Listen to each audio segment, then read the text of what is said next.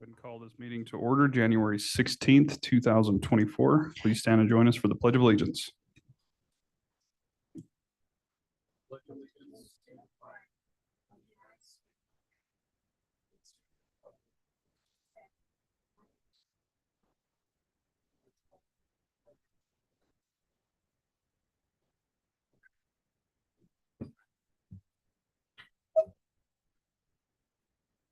All right, good morning, everyone. I've got a packed house today with 2 people in attendance. Appreciate you being here today. We do have a quorum present with all 5 commissioners in attendance. And commissioners, the first order of business is the approval of the agenda. I would entertain a motion to approve. Mr. Chairman. Commissioner Jones. So moved. A motion to approve by Commissioner Jones. Do we have a second? Yes, I would second that. Second by Commissioner Tillman. Any discussion? Hearing none, all those in favor signify by saying aye. Aye. Those nay. Motion's unanimous.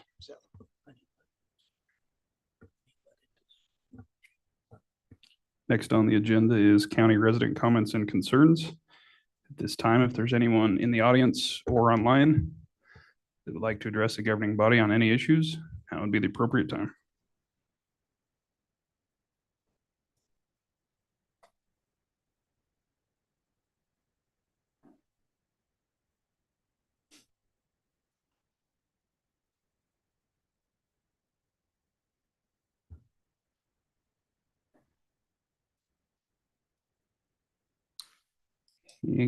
Hearing and seeing none, we'll go ahead and close county resident comments and concerns. We've got Kyle helping us on the controls today, filling in for Clerk Lane. Do you need a minute, Kyle, or are we good to proceed? Okay. With that, commissioners, that moves us right into tab A, the consent agenda. We've got 8 items this morning. First being the approval of the January 2nd, 2024 minutes, the approval of the county vouchers and warrants, approval of bonds, monthly reports, ratify the SEDC board appointment, a request to restaff a vacant position in the facilities maintenance department, a request to hire 3 seasonal employees for road and bridge, and a request to hire 6 seasonal employees for parks and recreation. Is there any requests to remove any of the items from the consent agenda, commissioners? Mr. Chairman, Mr. Richards. I'd like to remove A2 from the consent agenda. Very good. Any other requests, commissioners? If not, I would entertain a motion to approve the consent agenda with the removal of the county vouchers and warrants as presented. So moved. Got a motion by Commissioner Slaughter. Do we have a second? Second. Second by Commissioner Richards. Any further discussion? Hearing none, all those in favor signify by saying aye. Aye. Those nay. Motion's unanimous. Next up would be the item we just removed, which is the approval of the county vouchers and warrants. And I would turn it over to Commissioner Richards. Mr. Chairman, it looks like the commissioner report of vouchers and warrants. It has my $9.17 mileage reimbursement transposed with Nancy Stafford's from the VSO's $954.70 mileage reimbursement. I can promise I did not drive that much in December. It looks like it was correct in the weekly prepaids reports that we approved on January 4th. The 2 warrants were listed correctly there, so it looks like it was just an error on today's report. Sally has distributed a copy of the corrected report to you, which I have here in the packet, so I'd move to approve the corrected commissioner's report for January 16th. Very good. We do have a motion to approve the corrected county vouchers and warrants report by Commissioner Richards. Do we have a second? Second. Second by Commissioner Slaughter. Any discussion or questions on the corrections? Hearing none, all those in favor signify by saying aye. Aye. Opposed, nay. Motion's unanimous. Good catch, Commissioner Richards. That would have been a lot of driving on your part. Next up, we have commissioner comments. It looks like I'm up first. Got a lengthy one for you today, so sit back and relax for a minute here. On the 3rd, I attended the monthly mayors and commissioner meeting that the Rock Springs Chamber hosts each month. Mayor Mickelson and I were the only ones in attendance, along with Rick Lee from the chamber. We had some good discussions centered around the RMP, and I shared my perspective from the governor's task force standpoint, which you'll all be blessed with here shortly. We also discussed ambulance service at length. The city of Rock Springs is interested in the idea of establishing an EMS district and would like to further the conversation on what that might look like from their perspective. So Commissioner Richards and I have agreed to meet with Mayor Mickelson and members of his team next Monday to exchange our thoughts with that. So I look forward to reporting back on any information we might have there. Commissioner Jones and I survived 2 back-to-back all-day BLM task force meetings on the 4th and 5th, which were the final 2 working days, aside from the approval of the final reports meeting, which took place on the 9th via Zoom. It was a 45-day process that spanned over 3 holidays and several weekends of homework and studying. Overall, I think it was a productive effort and a great learning experience. There were days that felt like they would never end, and many mental hangovers in the days that followed. But collectively, the common denominator, as with this whole process, simply centered around a lack of time. A 90-day public comment period was an impossible ask, and it remained an impossible ask even with the 60-day extension. But I remain confident that we have had the best team working diligently in response to this extreme alternative, and that will be showcased on the agenda later this afternoon. The task force was very challenging. It was comprised of a wealth of talented and knowledgeable individuals across a variety of fields, which made for a lot of great discussion and at times too much discussion. Had we known then what we know now regarding the task force, I think some aspects would have been handled a bit differently. While I appreciated the level of respect and professionalism across the members of the task force, the original charter we were asked to approve in the beginning was comprised of what they called a consensus voting style. Essentially, what this meant is we had a 1 through 5 voting option on any of the items discussed. A 1 through 3 vote meant approval, a 4 vote meant approval with noted reservations, and a 5 vote was a block, meaning that the vote is done and there's no consensus that can be met. This proved to be problematic in several fashions. There were numerous items that received a 10-to-1 vote, which again meant no consensus. Even though there was a clear majority and a supermajority at that, the minority interest prevented any consensus by voting with a 5. And while the governor's report received all the information from the work of the task force, the BLM and the public reports only received the areas which reached consensus as guided under the direction of the governor's office and in conjunction with the language within the charter that we approved. Looking back, I would have never agreed to either of those, as I don't think it accurately depicts the sentiments that the majority of the task force members felt on numerous occasions. There were at least 15 votes that had a 10-to-1 consensus and far more that would have had the same, but the idea of throwing out a 5 vote turned into a tactic where one could verbally threaten to throw out a 5 vote to get out of having to vote on record. To me, that's not good governance, and anytime you have a clear minority interest taking control of a clear consensus objective, I'd say it most certainly does not represent what the people of this community care about the most. As the local government representative on the task force, I struggled with this concept from inception and will always remain with the notion that we're up here to do what's right, even when it's difficult. I attempted to push for transparency during the final approval in allowing for the governor, BLM, and the public to all receive the same full context report, along with my colleague to the right here who supported that effort. But unfortunately, the votes didn't fall our way due to the terms cited within the pre-approved charter. The public report has been made available on University of Wyoming's website under uwio.edu/RMP.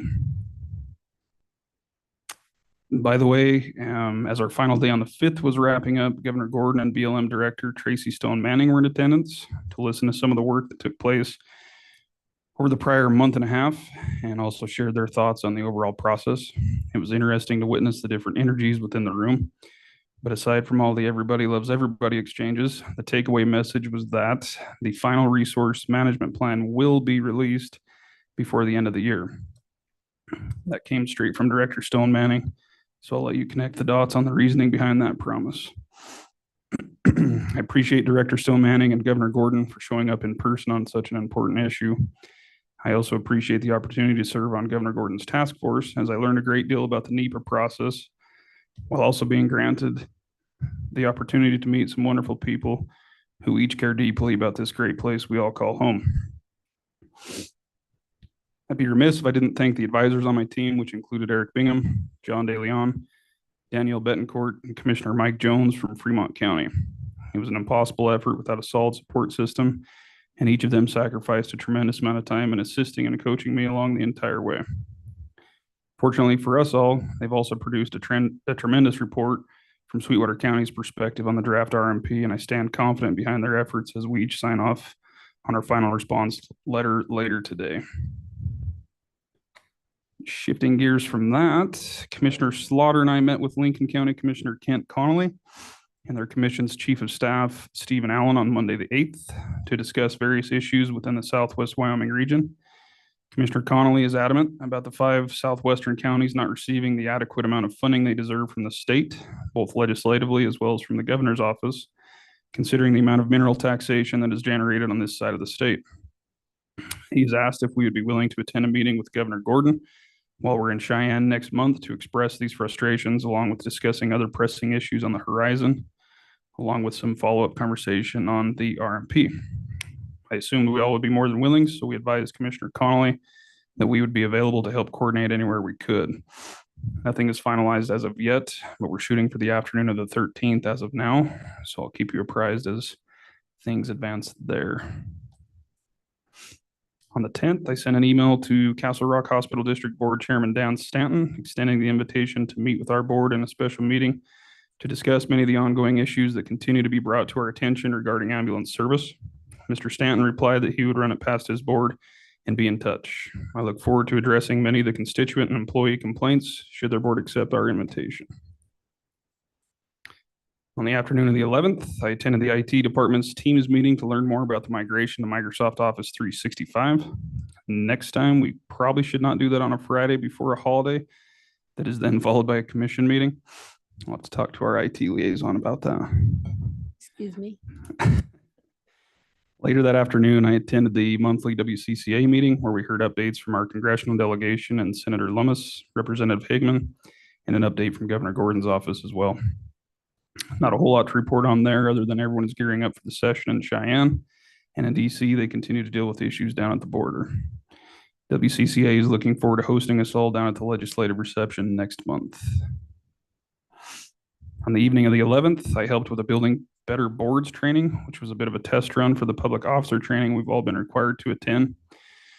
This was the one that Candy with the Events Complex helped coordinate and host out at their facility. Mary Martin with the UW Extension Office has been offering board training to numerous cities and counties and acted as the facilitator to help us out here on a more locally focused effort. I thought it turned out really well for our first go. There were roughly 50 people in attendance. I gave a brief welcoming and board overview, and Treasurer Cowan went over the more important cash flow and investment aspects within his office and how they pertain to the different boards. And he also filled in for Clerk Lane, who couldn't be in attendance, but had a handful of slides prepared to discuss the various internal control aspects important to effective board management. Mary Martin also presented a great deal of information along with Teton County's Civil Deputy Attorney Keith Gingery, who covered the more legal portions pertaining to parliamentary procedures, executive sessions, and a few other topics. So not that any of you would ever feel sorry for me, but I've been through that training twice now, which means I'm a lifetime member. We received lots of good feedback, and several members indicated they wished it was an annual training, as there was a lot of information they were unaware of. So thanks to Candy for heading this up. Even though I originally didn't think I would be one of the presenters, I actually kind of enjoyed it. It was a nice breath of fresh air and not having to mention the letters RMP throughout the entire 4-hour process. Yesterday, I attended the Sweetwater County Water Users Coalition meeting. It was a pretty light agenda, so I don't have much to report on there, which I know you're thankful for at this point in my report. Some quick numbers for you, and then I'll turn off the mic here. Lake Mead, as of January 11th, is 150 feet below full pool, which is up 24 feet from this time last year. Lake Powell is 133 feet below full pool.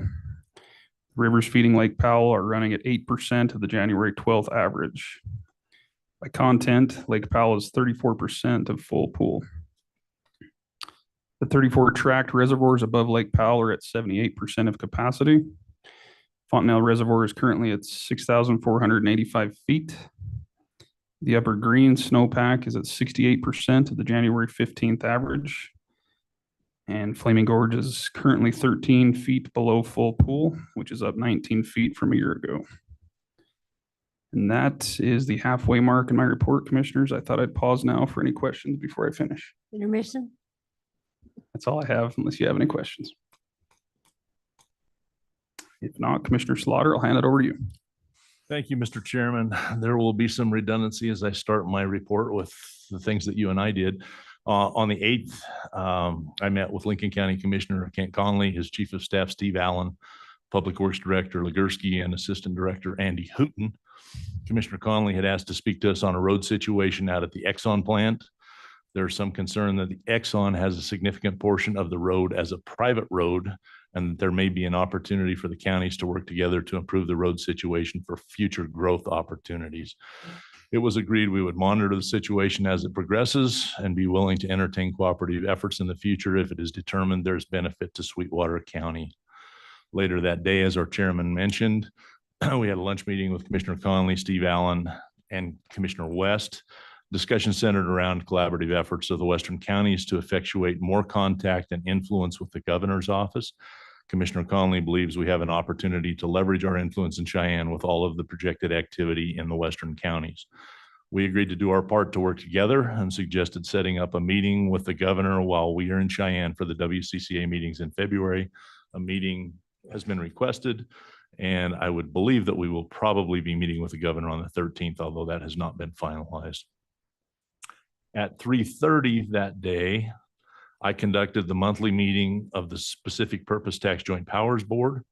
Requisitions are starting to come in, and we approve payments to the city of Rock Springs, the town of Superior, the town of Bear Oil, and the city of Green River.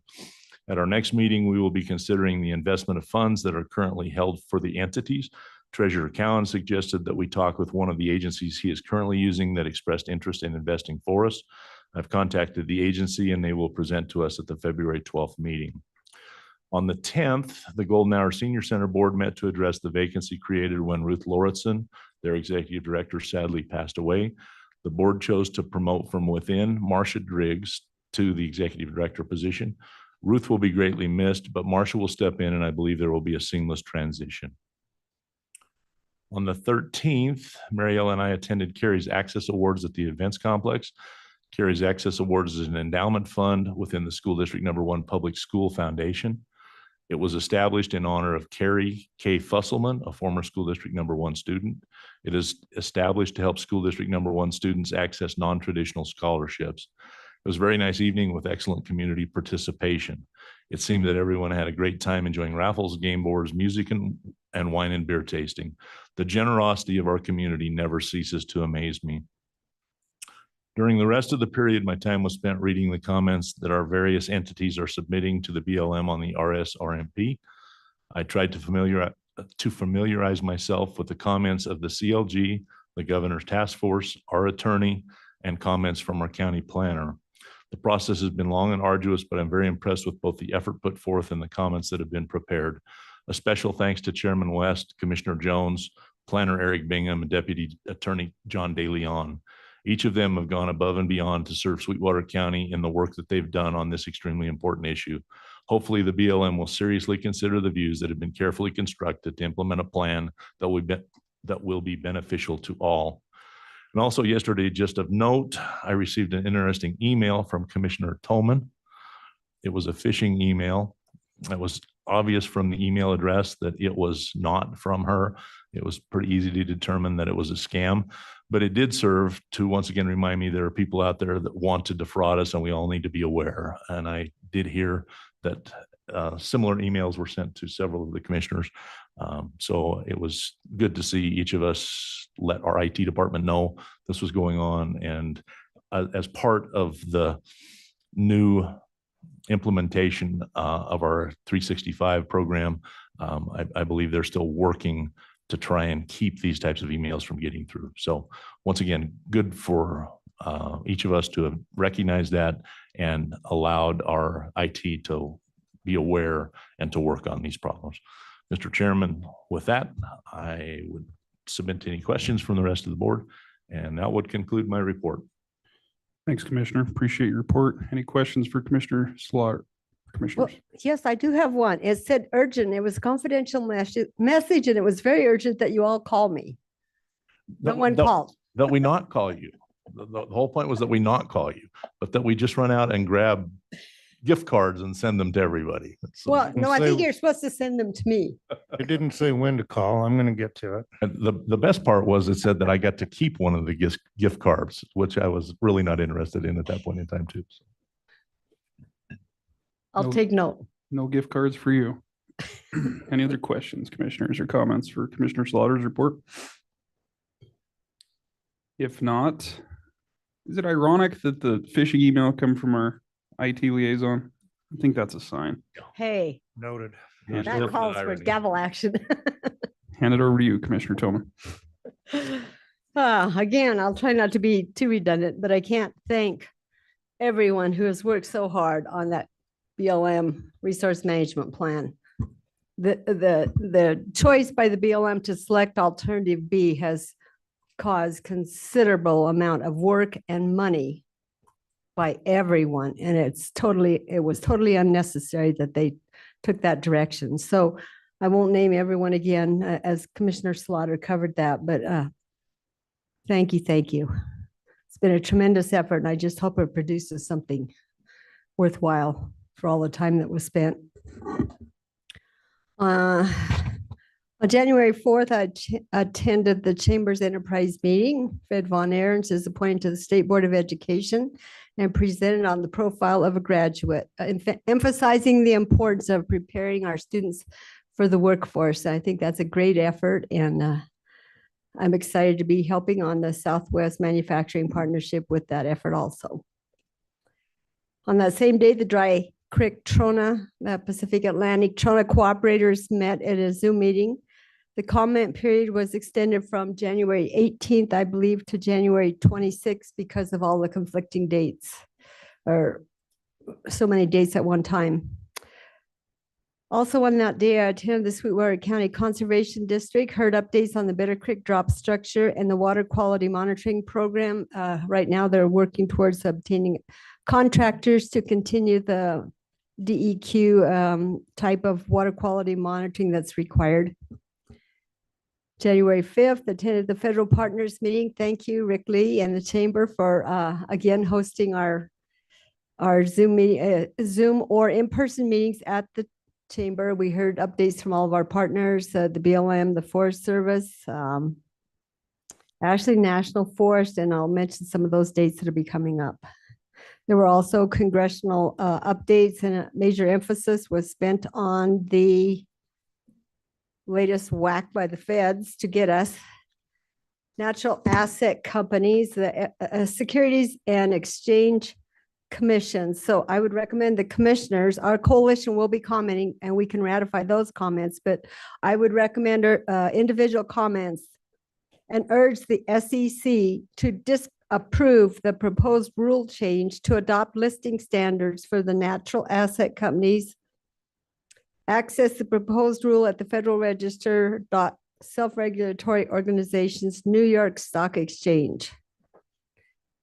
This ruling, the reason we should object to it is that because it would allow investors to gain control over the use of private lands.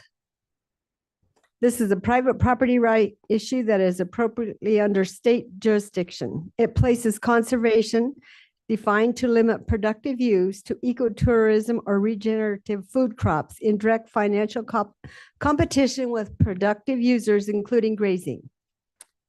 NAC should not incentivize preservation over active conservation.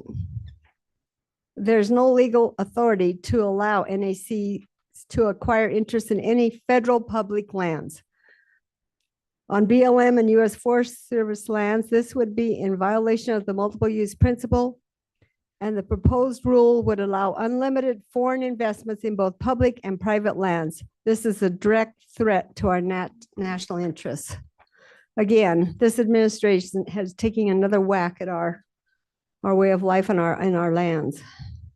So I urge commenting, but they're due January 18th.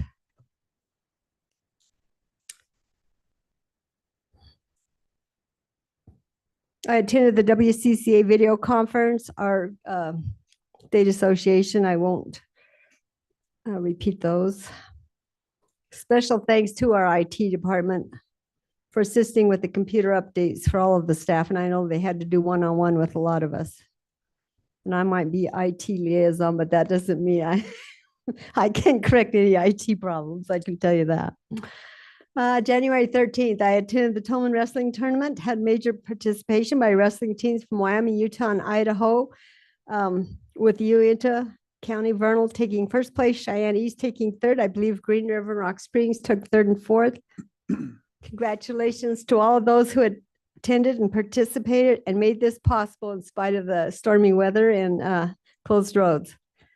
This tournament was created as a memorial to my brother who lost his life on South Pass in a trucking accident many years ago.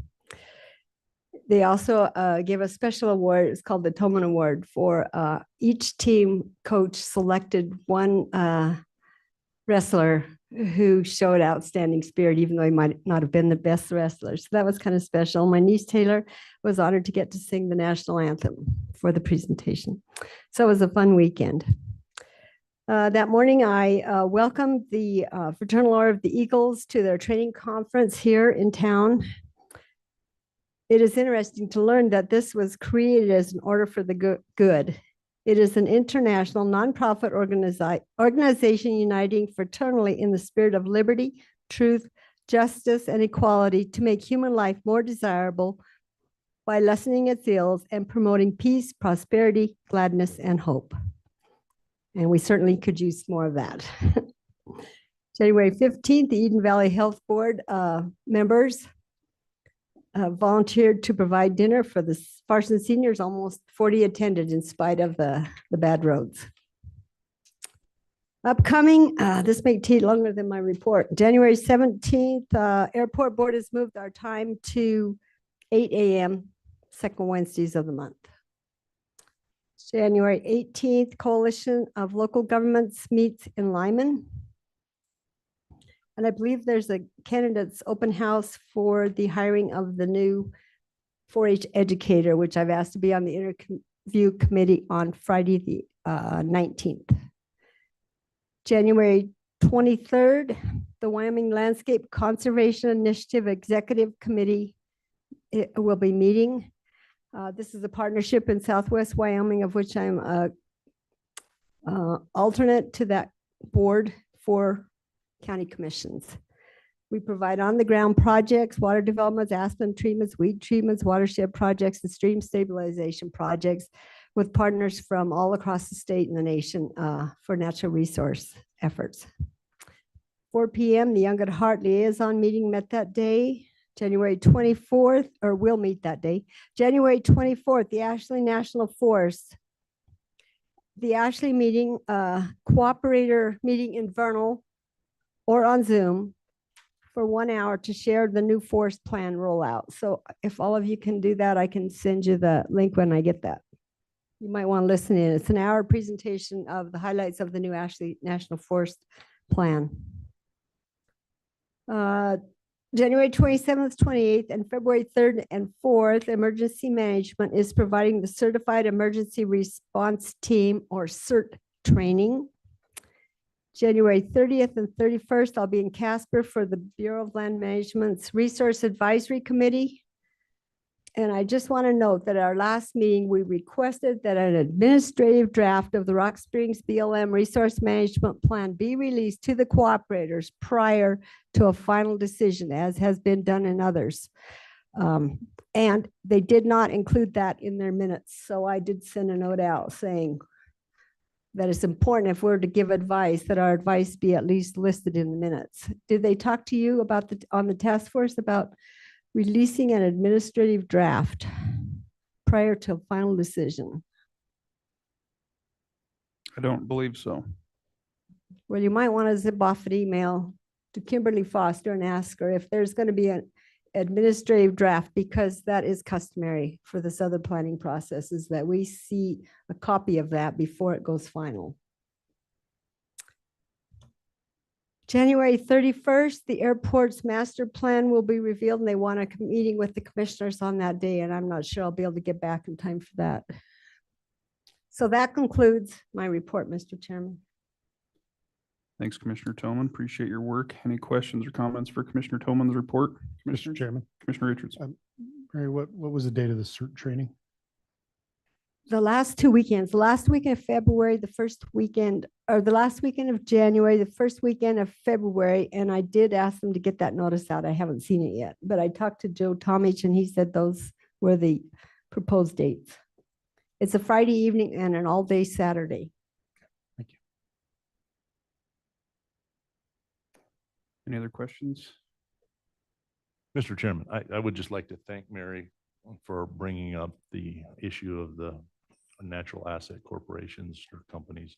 I think it is another of those steps to take away our rights eventually. And I think it's important that we're aware of what's going on with that also. So thank you for bringing that to our attention, Commissioner Tolman. Thanks, Commissioner. Oh, Mr. Chairman, I do have one other Time's up, thing. sorry. I'm just kidding. Go ahead, I Commissioner. can't believe that you can actually just stop me from thinking even. I just have to note on the agenda, I asked for an executive session to ratify the CLG comments on the sage grouse. I don't believe I've received those. The copies that I put for the agenda are from the governor's office. So we do not have to ratify that section today. But the governor's comments are also pre-decisional. They're in your packet, but they're not for public view yet, I believe. Okay. Not sure about that. Any other comments for Commissioner Toman? Thanks for your report, Commissioner. And at this time, I'll hand it over to Commissioner Richards. Thank you, Mr. Chairman. Good morning, commissioners. It's been picking up since the holidays, but I haven't been too overwhelmed yet. On the 3rd, I attended a workshop for the Solid Waste Disposal District Number 1. Their manager resigned recently, and they were starting the process to determine how they were going to replace him, including what they wanted that position to look like in the future. In the meantime, they have appointed an interim manager who seems to have hit the ground running and already seems to be making some positive changes on there. That gives them the opportunity to take their time and make good informed decisions on how to move forward with their management structure. I followed their workshop with a visit to their board meeting on the 8th, where they continued those discussions. Also at that meeting, I learned that one of their members, Lars Nandrup, had turned in their resignation effective the 22nd of this month, creating an immediate opening on that board. That's in addition to the 2 board positions coming up in March that we're going to have to fill, which include current Chairman Rick Kozad's seat. And he has indicated that he is not seeking reappointment, as well as Andrew Hall's seat, who has also indicated that he doesn't plan to seek reappointment. Currently, we don't have any applications for those spots, so we have our work cut out for us recruiting residents to serve on that board. I do want to thank Rick, Celeste, Andy, and Larissa for the hard work they've been doing on that board. I know it's been a challenge, but they all stepped up to the plate. On the 5th, I attended the federal partners meeting at the Rock Springs Chamber of Commerce. A big thanks to Commissioner Toman and Rick Lee from the chamber for organizing it. It was well attended with representatives from multiple BLM offices, the Ashley National Forest, as well as representatives from Representative Hageman's and Senator Lummis's office. One item of note is that an environmental assessment for the buckboard realignment process is in the early stages, and they expect to have a 30-day comment period on it sometime this spring. Speaking of the Flaming Gorge, the annual Burbot Bash will be happening out there from the 26th through the 28th. So go out there and enjoy that. On the 10th, I attended the monthly update meeting for the County Commissioners Association, where we received updates from Senator Barrasso, Senator Lummis, and Representative Hageman directly. It's always refreshing to hear directly from our federal delegation about the work they're doing on our behalf in Washington. There's no other state where we could get that kind of engagement from our federal delegation.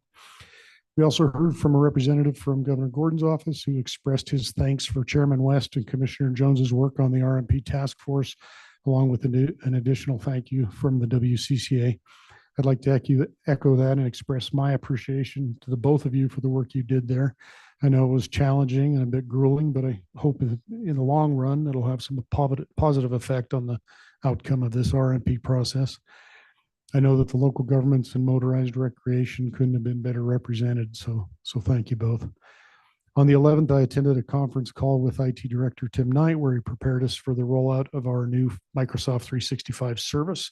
No rollout is without hiccups, but I'd like to thank our entire IT department for the work they did in preparation for the change, and especially the work they did over the weekend, getting it deployed and solving the problems we all had on an important weekend for discussions. Change is never fun, but I think it will be a positive switch in the long run. I put in several hours over the weekend developing a new workflow with the new software, and so far so good. On the 13th, I attended the Carries Access Award banquet at the events complex. It was well attended, and I want to congratulate Mr. Fusselman and the Sweetwater One Foundation board and the volunteers for a great night. Looking forward, I'll join the library board at their monthly meeting tonight at the Sweetwater County Library. On the 22nd, I'll be joining Mayor Mickelson for a discussion about the future of ambulance service. On the 23rd, I have a Sweetwater County Outdoor Recreation Collaborative Board meeting, followed by a fair board meeting. On the 24th, there's a Pulse meeting where they will be sharing their legislative agenda, and later that morning, the Wyoming Taxpayers Association will be doing the same. On the 31st, I plan to join Southwest Wyoming Regional Airport at the events complex for a presentation on their master plan. And on the 3rd of February, I plan on attending the Red Tie Gala in support of the Hospital Foundation. That brings us full circle back here for our next meeting on the 6th. Also, I would be remiss if I didn't wish my beautiful wife, Teresa, happy birthday coming up on the 26th. And I'd like to congratulate Clerk Lane on her new grandbaby. I think that's all I have for you today, Mr. Chairman. I'm happy to stand for any questions. Thanks, Commissioner. Appreciate your comments. Any questions for Commissioner Richards' report? If not, Commissioner Jones, you're bringing up the rear. Seems like that happens a lot. I do get to say ditto a fair amount on the RMP, so that'll save everybody some heartache. Unfortunately, I noticed not everybody got the wear blue memo. Only the two of us did. BLM brothers. So once again, the BLM meetings prevented me from attending several meetings I would normally attend. So most of what I have to say is BLM, unfortunately. On January 3rd, I attended a monthly meeting for the Memorial Hospital Sweetwater County Board of Trustees. Just a reminder, to not only the commission, but also the public, that the board posts their agenda and their packet on the hospital webpage. So they're completely transparent about that. Also in there, the board chair for each committee typically includes a report in addition to a variety of documents. In the quality committee meeting, they're working on what's called team steps. This training is meant to enhance performance and patient safety. Also, median admit decision time to ED departure, which is the amount of time it takes from when you are admitted to the ER until you're either discharged or moved to a hospital room, has remained constant for 3 months at 60 minutes, which is a tremendous improvement from past results. Sepsis bundle's been above the 60% goal for a year. Falls are improving, or in some cases are at zero. November was another month with a positive bottom line financially. Revenues have been up and expenses in some cases are down as compared to the budget.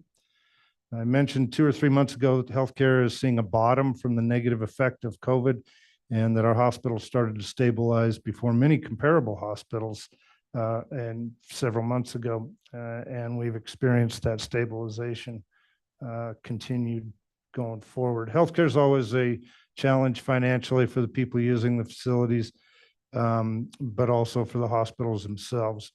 On a final note, the new Mako orthopedic robot is in place and being used for total hip or knee replacement. Having the 3D mammo machine, the Da Vinci robot for surgeries, and now the Mako robot in place really positions the hospital to provide incredible services for the citizens of Sweetwater County. At the same time as the January board meeting, the Joint Commission survey took place. This is an unannounced audit of the hospital and how it functions for our patients. The hospital received a very good report and many compliments from the survey team. As a bonus, the survey is one of the requirements for the hospital to become a critical access hospital. So the timing was actually perfect. On January 4th, I attended a full day meeting of the governor's task force for the BLM. Initially, I started out as the motorized recreation representative, but early on we changed that title to motorized access to more accurately reflect the need for motorized access for not only recreation, but also industries in the area. such as Rocky Mountain Power, our agriculture folks, Trona Oil and Gas, just to name a few. We worked on agreements on management actions, as well as agreements in principle and interest statements. January 5th, another fun full day with the task force, where we continued on the same activities as previous day. Task force agreed on approximately 100 management actions and a variety of interest statements and agreements in principle. I'm happy to report that my team of advisors and I received supportive votes in everything we presented and actually moved forward almost 20% of the management actions that were agreed to. That number, excuse me, that number of management actions was far more than any other representative.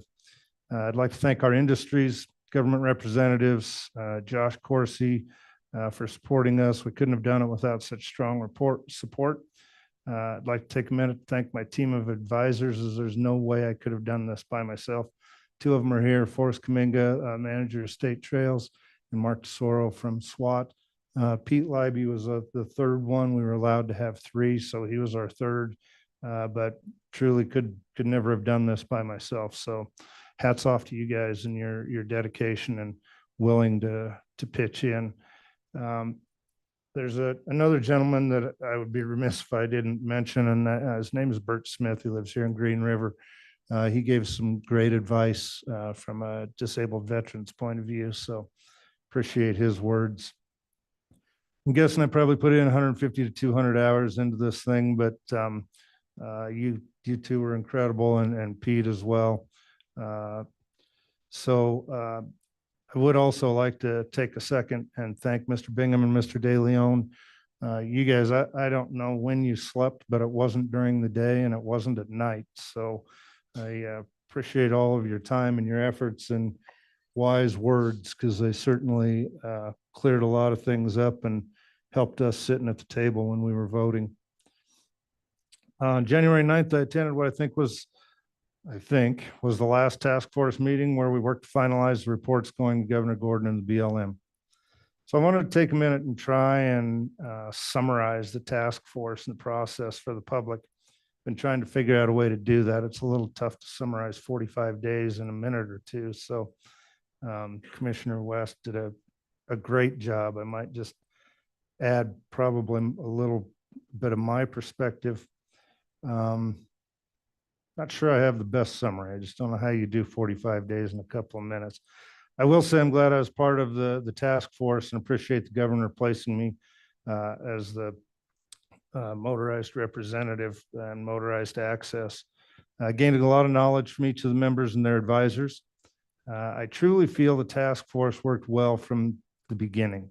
There was some comments that maybe we got off to a rough start. I think that had far more to do with the process than the task force members. I think everyone from Sweetwater County and a few from outside of the county truly want what's best for Sweetwater County, which also means the state of Wyoming. My hat is off to everyone working for the good of Sweetwater County. They're just, the commitment was incredible. I think I need to be honest and say the process we were given was one that lent itself to dragging us down to a snail's pace from time to time. I don't think we accomplished as much as I was expecting or hoping for. I'd say we were probably about 50% effective. I think we could have accomplished twice as much with given a different process. As Commissioner West mentioned, the voting process. It's one that I spoke against in the very beginning when we were putting our charter together. But that voting process prevented us from working through more management actions and instead sent us through a series of conversations in order to achieve unanimous votes on agreements in principle, as well as interest statements. While those statements felt good and were warm and fuzzy, they truthfully accomplished little. Those comments are in the report to Governor Gordon, but not the report to the BLM. As those things really mean nothing to the BLM and their desire to have substantive comments. Although there were frustrating and irritating moments, I hope the information we presented to the governor and the BLM is valuable. The final 2 hours we spent in conversation with Governor Gordon and BLM Director from Washington, D.C., Tracy Stone Manning. It was a good conversation with lots of questions and comments both ways. My biggest takeaway from that last 2 hours that Friday was when Director Stone Manning said the BLM will take our comments and actions seriously and use the report in working on the final RMP. She said they will come up with a completely different alternative. So all the right things were said to us. Now we wait and see if they follow through. That was terribly time consuming and sometimes intense 45 days, but if needed, I would do it again. I hope this is my last BLM report for a very, very long time. Saturday night, I also attended Carrie's Access Awards. It was a wonderful event and shows how much the community truly cares and steps up and pulling hard-earned dollars out of their pockets. Last night, I also attended the Starbust Transit meeting. Couple of takeaways from that. They gave us a yearly ridership report. The last 2 months are down. That's basically due to the shortage of drivers that I've mentioned before. They're struggling to get people trained with the new CDL requirements. So they're working on a grant that they received for $10,000. So that was good news. And working on some policies and procedures. And with that, I will stand for any questions. Thanks, Commissioner. Appreciate your comments and your report. Any questions for Commissioner Jones, Commissioners? I just have a comment. I think Starbus should maybe seriously consider using Uber or Lyft or taxi cabs because most of their rides are one-on-one rides, not route rides. I will mention that. Are you a driver for either of those services, Commissioner Tillman? No, Didn't see not your yet. name on the roster. No, I'll get right on that. I'm just curious. Any other questions or comments? Well, that will conclude the commissioner comments. Nice work, commissioners. Lots of meetings over the last couple of weeks with more to come over the next 3 weeks between today and our next meeting. So keep up the good work on everything you're doing to keep the public informed on what's happening on the day-to-day operations within the county. So much appreciated. Would like to recognize Mayor Wolf for joining us in attendance today. Morning, sir. With that, commissioners, that'll move us into tab B on the agenda, which is the action and presentation items. First up is liaison assignments discussion. I wasn't sure if there was any desire to change any liaisons, so I thought I'd put it on here for any discussion you all might want to have. Mr. Chairman, Commissioner Jones. I'd take any of the easy ones anybody wants to unload. Commissioner Jones would like to make a change to take on all of the most difficult boards, given he is the newest member. Do we have support for that? I think originally, we had talked kind of a 2-year stint just because it takes some time to get familiar with how some of them, operate. But if there is a desire for any change, I think we're all open to that conversation. So any other input on these? I would move to allow Commissioner Jones to take over the specific purpose tax joint powers board if he'd like to do that. My limited knowledge would really hurt that process. And I'm not saying a word because they threatened to give me the ones they didn't want. Still a good idea. Any other discussion? Mr. Chairman, I'm happy to stick with the boards that I have, but happy to take on something else if somebody feels overwhelmed and needs to give something up. Well, it Getting does the appear sense our chairman does have a heavy load, but I'm not volunteering to take any of his. Honestly, now that the BLM is temporarily done, I feel like I can go back to reality a little bit and you get in a groove. So I'm happy with the way they are currently. If you all are, that's kind of the vibe I'm getting. So we'll continue on for another year as assigned. Sounds good. Next on the agenda is connecting to Uena County and SWAT. We've got Mark DeSoro, the president of the Southwest Wyoming Off-Road Trails, with us this morning, as well as Forrest Kaminga with Wyoming State Trails. And good morning, gentlemen. Come on up.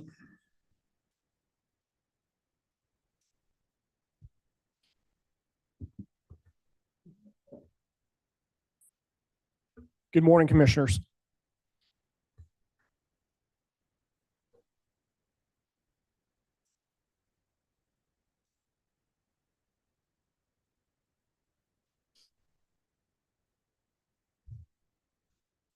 Thanks for the opportunity to present Southwest Wyoming Off-Road Trails, also called SWAT.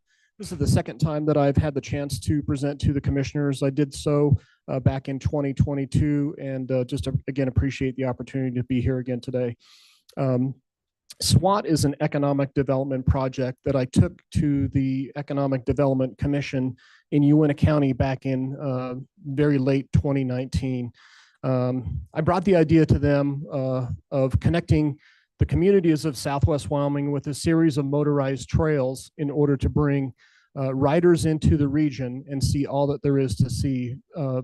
Let them have the chance to come into the community, stay in a motel, eat in a restaurant, fill up at a gas station, spend money at local shops, and then ride to the next community. It originally started out as a way to maybe connect Evanston to Bridger Valley and Bridger Valley over to Kemmer.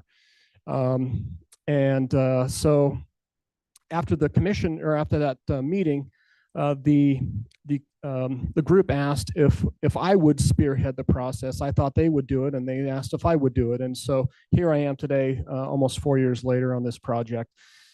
The first person that I talked to was Rick Schuler, who was the district ranger for the Uintas, the Forest Service ranger up there. And I pitched the idea to him because I worked with him on an economic development and scenic byway project 20 years ago. And I asked him, what do you think about this idea, Rick, of connecting Evanston to Bridger Valley and to the other communities? And he said he thinks that's a great idea. He had spearheaded the Uintah Trails program over 20 years ago, and they have 350 miles of ATV trails in the forest. And he said, I think it's a great idea. I'd love to get on board with you. And his wife was Senator Wendy Schuler. And so the three of us started putting a working group together in Southwest Wyoming, just bringing multiple stakeholders to the table in order to look at the possibility of this project. Through Rick's connections with the State Trails Office, he was on the State Trails Committee. He reached out to the State Trails Office, and they attended our meetings very early and liked what we were presenting from the beginning. And they said that they would like to eventually see a network of trails traveling throughout the whole state. And so after we started working on that and getting the group together, we realized that we have to be able to access the communities and the city streets. You have to be able to drive down a street in order to get to a motel or hotel or gas station. So we worked with the city of Evanston. The city of Evanston eventually adopted an ordinance to allow ATVs and side-by-sides on city streets with the state of Wyoming's off-road sticker that was mirrored off an ordinance that was done in Du Bois. And so that was kind of the initial phase of getting Evanston enrolled in this, and then started working with the county as well, a way to get from Evanston over to Bridger Valley. And so through many committee meetings with the county commissioners in Uintah County, eventually adopted about 25 roads that connect much of the region up to the forest and over to the Bridger Valley, with the exception of a 3-mile stretch just outside of Evanston, which we're currently working on still. But we also work towards getting to Sweetwater County. And once the other communities had heard about what was going on, they also got on board with it and started adopting ordinances for their communities as well. So in 2022, the communities of Evanston, Kemmer, Lyman, LaBarge, Marbleton, Big Piney all approved ordinances to allow these vehicles on city streets. And in 2023, the Superior City Council adopted their ordinance as well. So I have presented to the Rock Spring City Council and the Green River City Council, and that was back in 2022. So again, this project is a way to connect communities in Southwest Wyoming's economic development project. Many people know the benefit of snowmobiling and the money that brings into the state. And really, this would be something similar in bringing riders to the state. But what's different in snowmobiles is it's typically one machine and one rider. And with ATVs and side-by-sides, those machines now hold 4 people, 6 people.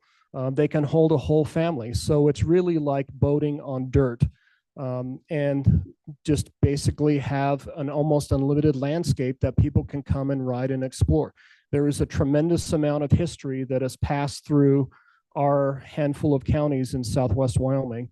And there would be a lot for people to come and see, whether it's historic Fort Bridger over in Uintah County, Fossil Butte National Monument, the Red Desert, the Boar's Tusk, all that you have to see here in Sweetwater County.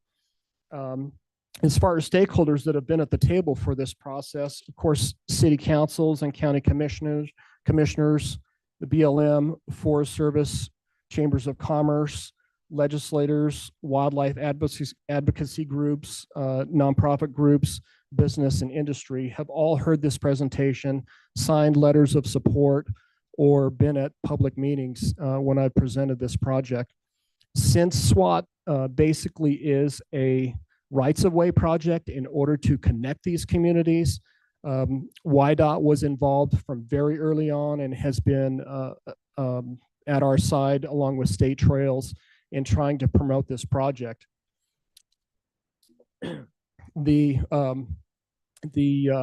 work with YDOT eventually and state trails eventually culminated in a bill in two bills that went to the legislature in 2023.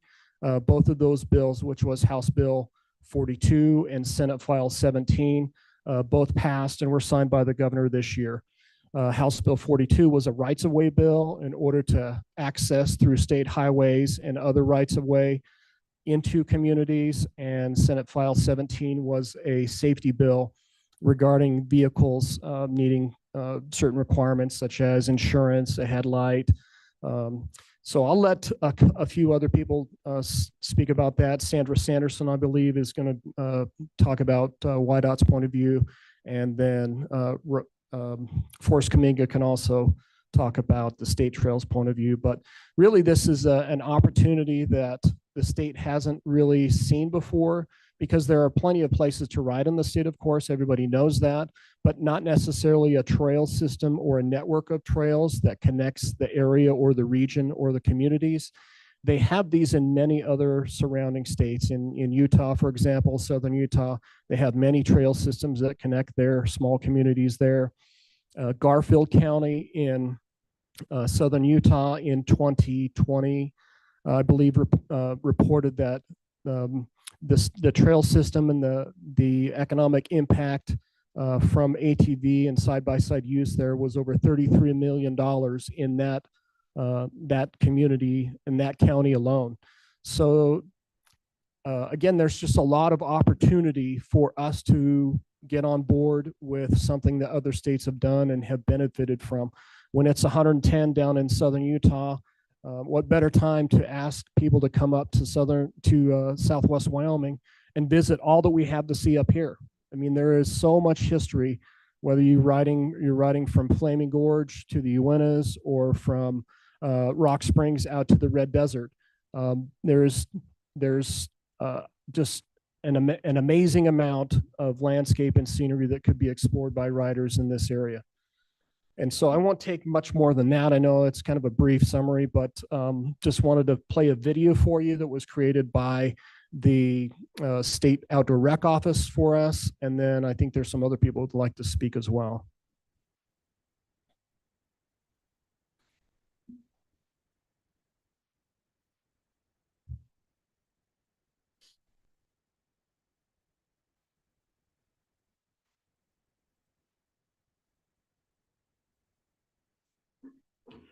The video. Oh, you can go to rideswap.com.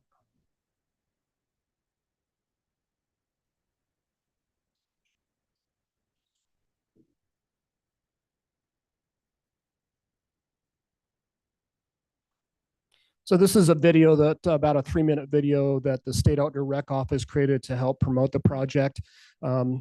Out of the county roads that Uintah County have approved, there's about 110 miles that we've already worked on signage for through a state grant through the Trails Office. Let me show you this real quick.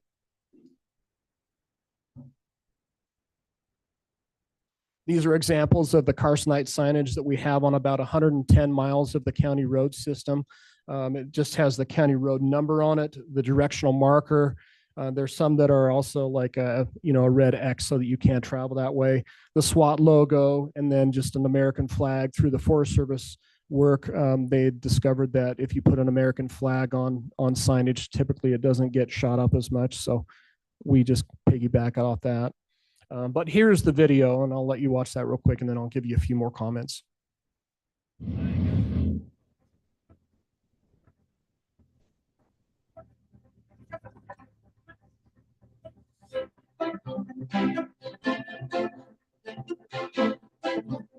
This is an opportunity for people to come and see Southwest Wyoming in a different light than they have before. Really, as you're looking around, you can see for tens, maybe even hundreds of miles in some directions here, and you can see snow-capped mountains, and you can look across vast rolling hills of sagebrush prairie. What's different about coming to this area and seeing it on an off-road vehicle is that you get away from the highway, you get away from the main road, so you can get to experience maybe what it was like 100 years ago. It's just fantastic to meet the new people, where we all have something in common.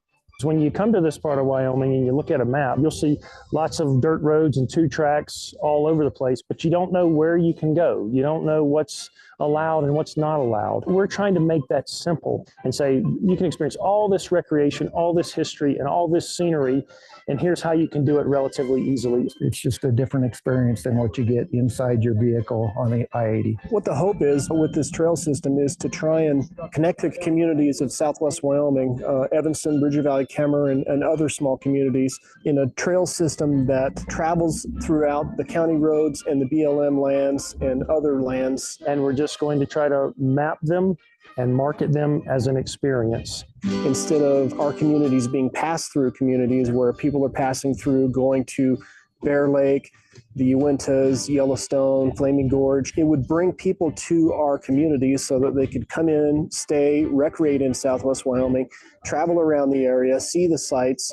We've got a lot of things that are close. Fossil Butte to the north, Fort Bridger out at Mountain View, and the High Uinta is obviously behind us. If we can tap some of that traffic traveling through on the interstate, get them here, they're going to be in our restaurants, buying gas, buying snacks. If you get a few thousand people to this part of the country, if you think about the number of nights in hotels that is, if you think of the number of meals they purchase, you think of the gasoline and supplies that they buy, and then over the course of a week, perhaps, if they enjoy the entire trail system, what's that economic impact going to be? It's pretty easy to calculate. That's going to be substantial. Today, I'm very happy to announce that we've had over 70 vehicles in our first annual run. It was an exciting day. People are going to travel here. They're going to support the local merchants when they come. It would be great if we got more SWAT rides for Uinta County. We understand that there's some complexity in this part of the state because of the checkerboarded land here, where you have private and public parcels sort of alternating in a checkerboard pattern. One thing we're absolutely sure of is that we're going to be respecting private landowners and their wishes, and to engage folks to recreate responsibly and to respect private property, to respect natural and cultural resources. And all those values are going to be enforced with the Southwest Wyoming off-road trail system. We want to make sure that this has the input from everybody so we can make it the best possible trail system and provide for everybody's needs and wants. There's already 350 miles of trails in the forest system. If we could connect to that, then it would probably have, around 1,000 or so miles of trails between Uinta and Lincoln County and connect to their trail system there. And it's a great opportunity for somebody to get out into the outdoors, instead of being cooped up or around other people, come out to Southwest Wyoming, recreate out here.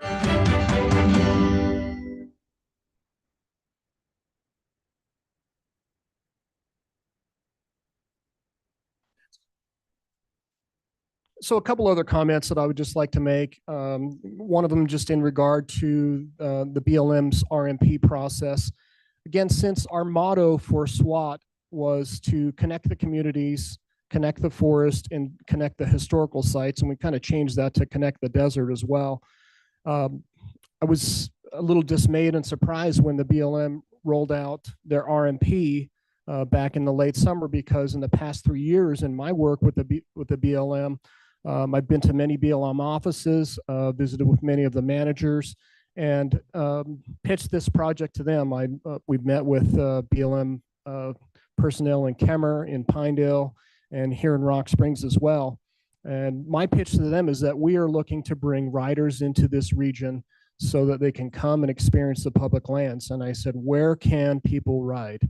And they would always just direct me to the BLM maps. They would hand off a map. Here, you can buy this map for $14 or whatever it is, and say basically anything that's listed on here on these maps are places that are established BLM roads and trails, and you can ride on them. So it was very interesting that they rolled out the BLM RMP at the time that they did, and I was able to serve with Commissioner Jones, Chairman West, and several of the other members, John De Leon and Eric Bingham, on that BLM task force for the governor's office, representing motorized recreation, motorized access, motorized travel.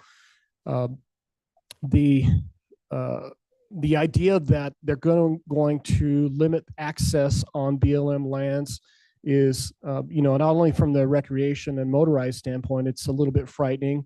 In other states like Southern Utah, for example, they have done many of these actions recently, cut off access to motorized travel in very popular areas.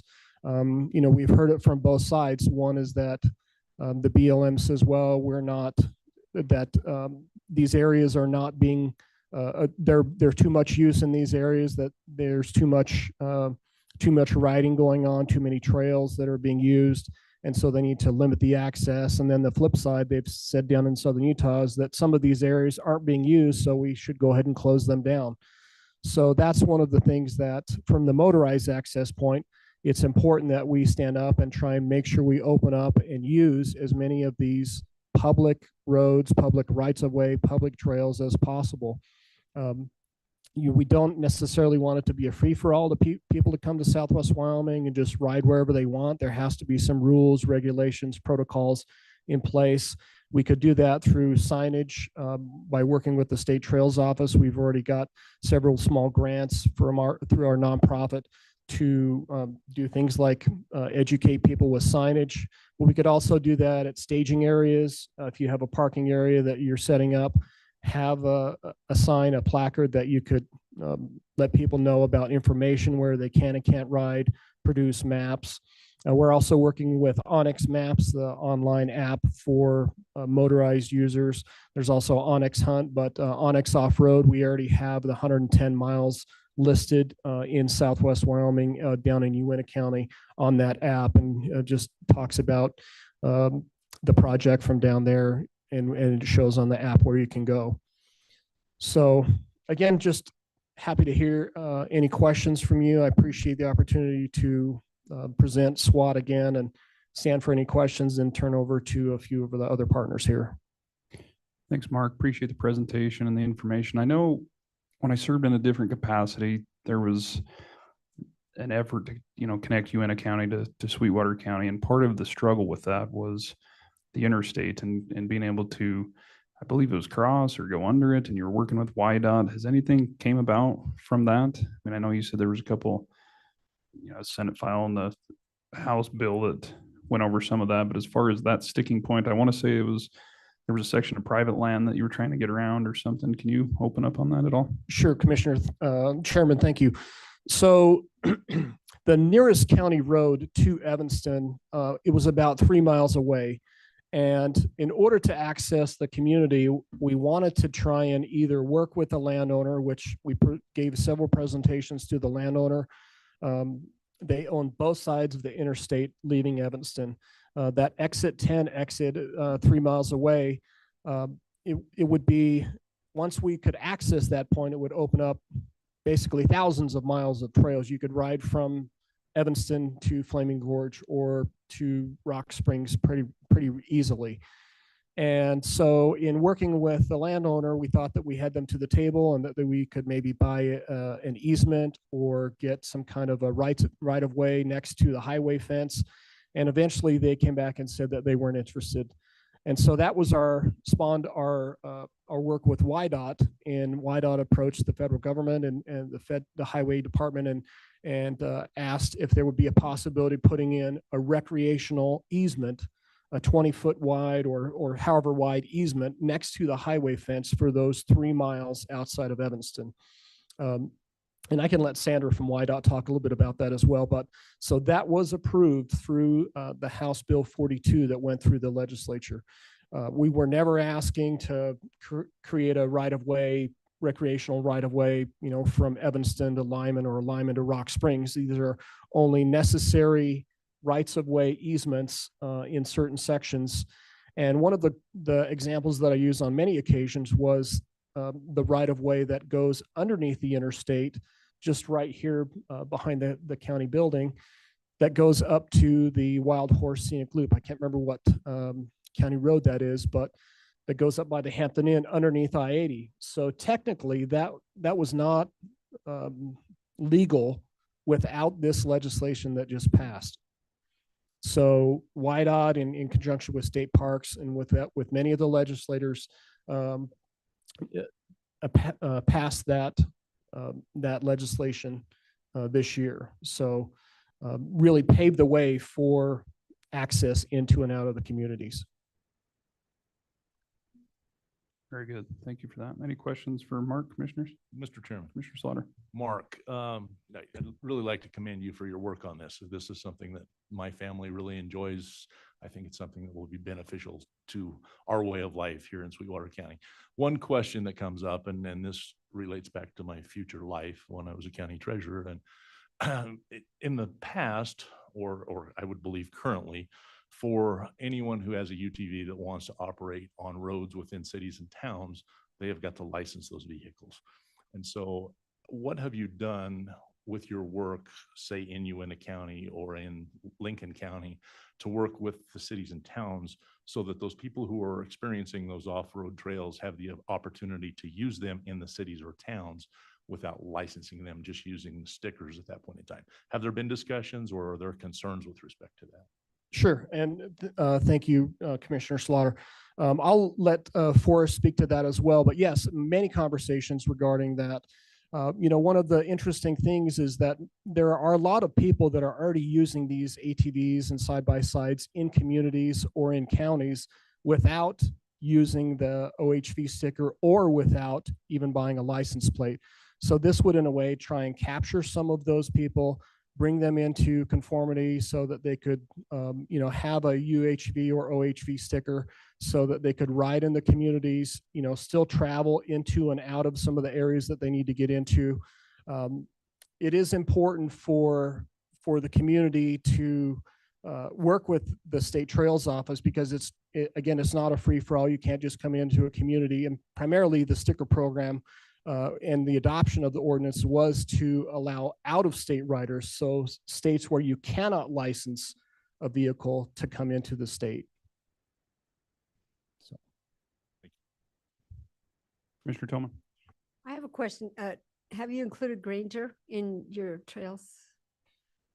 yes, Commissioner Tillman, appreciate that. I did have a tentative presentation to the city council and Mayor Hippie Valerio last year. We made it about over to Lyman before we were turned around by a blizzard and ended up having to cancel that meeting. And then I was on tap to have another meeting with the city council in Granger last month, and push that off until this meeting. So I have had many conversations with Mayor Valerio, and I think they would be completely on board with it. Thanks. Any other questions, Commissioner Jones? No questions, just a couple of comments. Thanks, Mark, for coming.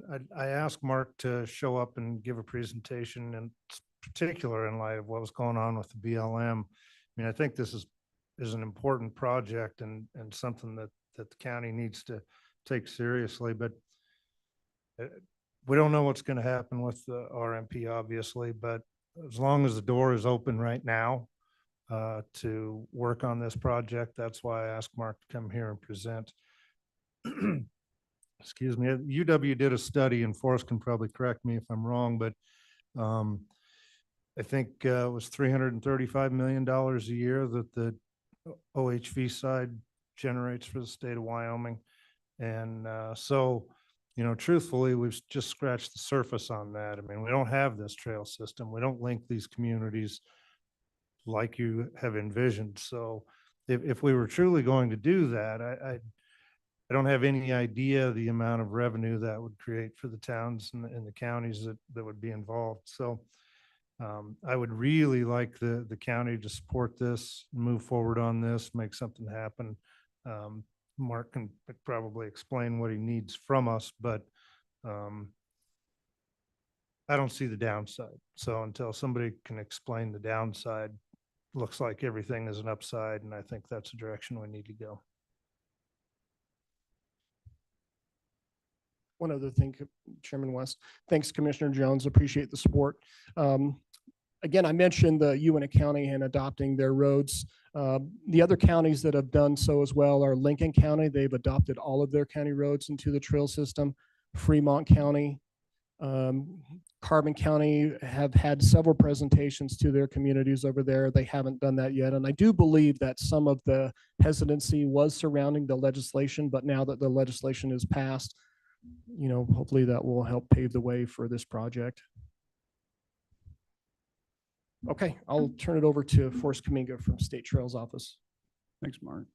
I failed to recognize Senator Jones for joining us as well, so I apologize. Shame on me. We've seen so much of each other with the BLM. It just felt like second nature, so I apologize, but thanks for being here, Senator Jones. Morning, Forrest. Chairman West, Commissioners, Forrest Kaminga, Wyoming State Trails Program Manager. First off, I think it's pretty redundant, but BLM RMP. It was definitely an honor to be an advisor on that task force throughout the whole process. Throughout the process, I think there was a lot of fantastic working relationships made, and hopefully we're moving in the right direction because of all those working relationships, you know, that were made in that room over a series of 3 full-day meetings. Some of it was definitely a little bit painful and long. You know, it's like Chairman West said, sitting in that room for almost, I think by the time we stepped in and to the time we left, it was close to 10 hours a day. So it was definitely a mentally draining process, but definitely a very important process to be part of. When I leave this room today, I will be on the road right directly to Jackson to step into another very grueling process with the kickoff of the Bridger-Teton National Forest forest plan revision. I understand that Sweetwater County doesn't have any bridge or any, I guess, property that is adjacent or right directly tied to the Bridger-Teton, but there is a significant amount of economic value coming through Rock Springs and Sweetwater County that they do recreate on the Bridger-Teton. So I would definitely, you know, tell you guys to remain engaged in that entire process too, if you're looking for something to do.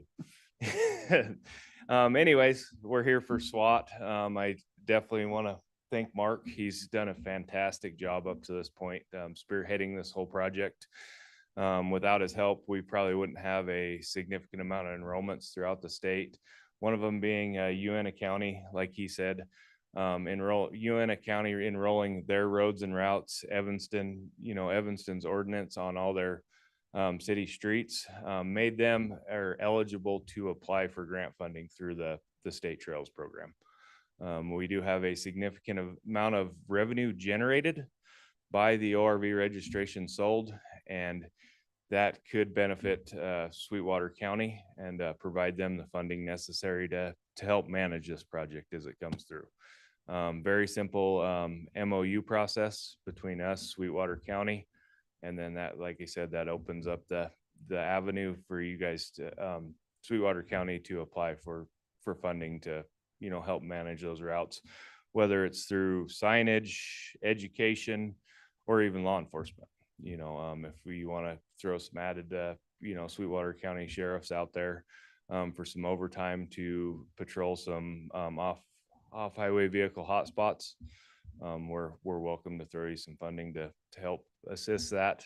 Like I said, all it takes is some road enrollments and an MOU process between us and Sweetwater County. So that's definitely one of the more benefits, as Taylor alluded to. 255 million is the actual number of what off-road vehicles brings to the state of Wyoming for economic value or generation. Total between snowmobile and ORV that brings it up close to I think it's 550 million. So almost $500 million in economic revenue generated for the state in motorized recreation. And as you guys know, I only see that number continuing to grow, especially on the off-road vehicle side. You know, the snowmobile side's probably plateaued a bit and is probably going to level out, but there's, you know, some significant room for growth on the off-highway vehicle side. But the thing about it is we need to manage it. These user groups and these users that are coming in and recreating, they need to know where to go and how to recreate responsibly. And that's where we're here to help with that, you know, with the process. Yep, like I said, we're a tool. The Trails program is a tool, and we're happy to help any way we can. And no matter what level, you know, Sweetwater County wants to step into this project, whether it's a blanket enrollment of all county roads or just a select route through the county. If we need to sit down to the table and figure out what those roads are and how to proceed, we're here to do so, and continue down the road to get some, you know, get our foot in the door and enroll some county roads. This, of course, is going to be important. I feel it'll be important to have that enrollment to present to the BLM as well, so they know the importance of motorized recreation to the county's economy. With that, I'll stand for any questions you might have on funding opportunities or anything else you have of me. Thanks, Forrest. Appreciate you coming over this morning. Questions, commissioners? Commissioner Mr. Slaughter? Chairman, one question, and I apologize, Forrest, but I'm going to skip past you, and I'm going to go to our Public Works Director, Mr. Legursky. I know he's always prepared for a question such of this nature, so I will ask Gene. Gene, have you considered this and what it would take if we were to integrate the county roads here in Sweetwater County into a plan like this, and what's your stance with respect to them? Okay, Mr. Chairman, Mr. Slaughter, I think it's a wonderful idea. There's so much use out there, so much that people are missing. I do have some concerns, site distance, stuff like that could be worked out. Obviously, other counties have worked it out. The other big problem that we have is I don't own any bridges. Sweetwater County doesn't own any bridges that go across the green. So I've been talking to Mr. Edens and stuff like that and trying to work with some ways. You know, either to get across the green, you got to come through Green River along the state highway, go on the interstate or go on Highway 28. That's the only ways to get across the green. Once you get across the green, have at it. There's plenty of county roads out in the desert where I can get you to any county that touches us through the county roads. Wonderful idea, but working through those little things, I think with YDOT is kind of the linchpin. You know, we only have 3 county roads that touch Lincoln and Uena County. So there's limited resources there, but I think it's a wonderful idea. Thank you. Any other comments or questions, commissioners? Why, yes, Mr. Legursky, to fix the Big Island Bridge. And then I guess No, that would only be like a $30 million project or something. 30 million, and plus we have to acquire the right of way that we let go on both sides of it again. Just checking. Commissioners, just to tee off of that, I with or in partnership with YDOT, and I'll let Sanders speak up once I'm done here, but in partnership with YDOT, House Bill 42, Senate File 17, 2 bills that were passed. We're in the process of rule promulgation now with YDOT. Once we get those rules in place, we'll have the ability to enroll sections of highway. So places that we have to utilize, you know, when all other means are exhausted or all other avenues are explored, we can step in, figure out how to use either interstate right of way or highway right of way to make those connections. I believe Sanders online. She can speak up to where we're at in that process and what it looks like from here. One quick question for you, Forrest. What does the MOU look like? I mean, in regards to the funding, is there a cap as far as, you know, funds that can be applied to? Is it dependent upon, you know, other county counties that have adopted, their roads into the trail system, or how does that work? So the grant funds that are available through the state trails program are all 100% user generated dollars, and they are internally managed. So there's no ties to no federal ties to it whatsoever. So as of right now, we do not have a cap or any kind of ranking process because of the significant surplus of funds we have. We're just reaching out to communities, nonprofits, land managers to help us get that funding to the ground ultimately. So, Gotcha. yep, no cap as of right now. As the grant process gets a little bit more competitive down the road, there's a potential that we'll have a cap and a ranking process to rank through those. But as of right now, it's one of those, if you can justify there's a significant amount of off-road vehicle use on that route and what you're going to use spend the funding on, it's almost 100% guarantee you'll get the funding. Very good. Any other comments, commissioners? I see Sandra patiently waiting for us to hurry up and allow her opportunity here. Thanks, Forrest. Thank you. Good morning. Good morning, Commissioner West and our Chairman West and commissioners. My name is Sandra Sanderson. Can you guys hear me okay? We can. Okay, great. I manage special projects and I'm the outdoor recreation liaison with YDOT and have been working on this project with Tesoro for a couple of years now. And a huge shout out to him for even getting this off the ground, and in the communities that he has done some great work. So what we learned early on was that there were some challenges with regard to safety, as well as working within the highway right of way and whether or not certain segments of highway could be enrolled as connecting routes. So if counties and cities have enrolled their local roads, what would happen to a state highway? Could potentially a state highway segment be enrolled as well into the state trails program? And we went through the process of the legislative process as well as the internal process of coming up with a way to do so, and we're almost there. And then the other issue was the interstate right of way, and there were challenges with. At first, it was illegal to be within the interstate right of way at all. Now that can be done, but with the discretion and approval of YDOT and state trails. So we're working through the rules promulgation process to have that done, which we expect hopefully in the next year, but I mean, I'm hoping earlier than that. So that's where we are with those. And I think I'll just stand for questions. It's really hard to go after Forrest and Mark because they are very good at explaining most of this project. But if you have any questions, I'm happy to entertain them. Thanks, Sandra. Any questions, commissioners? Mr. Chairman, Commissioner Jones. I think it's important to note that 2 of the 3 presenters managed to travel on Wyoming highways, but our YDOT representative could not. Thank you, Commissioner Jones. Ouch. That's the aftermath of dealing with the BLM's RMP. Don't take it personal. Well, thank you all for presenting today and bringing us up to speed on a lot of your efforts. I think it's a positive movement and, likely one that we ought to take advantage of. I don't know what that looks like, per se with getting down into the individual roads or what that is, but I trust between Commissioner Jones's passion and our Public Works Director, we can come up with a plan and see if we can adopt something accordingly. I assume that's why you're here today and that's what you're looking for out of us. So we will take this and work together with you and hopefully make it a reality. Any other input, commissioners? Mr. Chairman, Commissioner Richards. Should we just at least as a group agree to move forward and try to draft a resolution bringing our county roads into this program and working with our Public Works Director and his liaison to identify any issues with that? But my preference would be to just adopt all of our county roads into this program. Yeah, I agree. I just want to make sure that, we're all on the same page and we can have something to present. I think, is everyone in agreement with wanting to pursue this further? And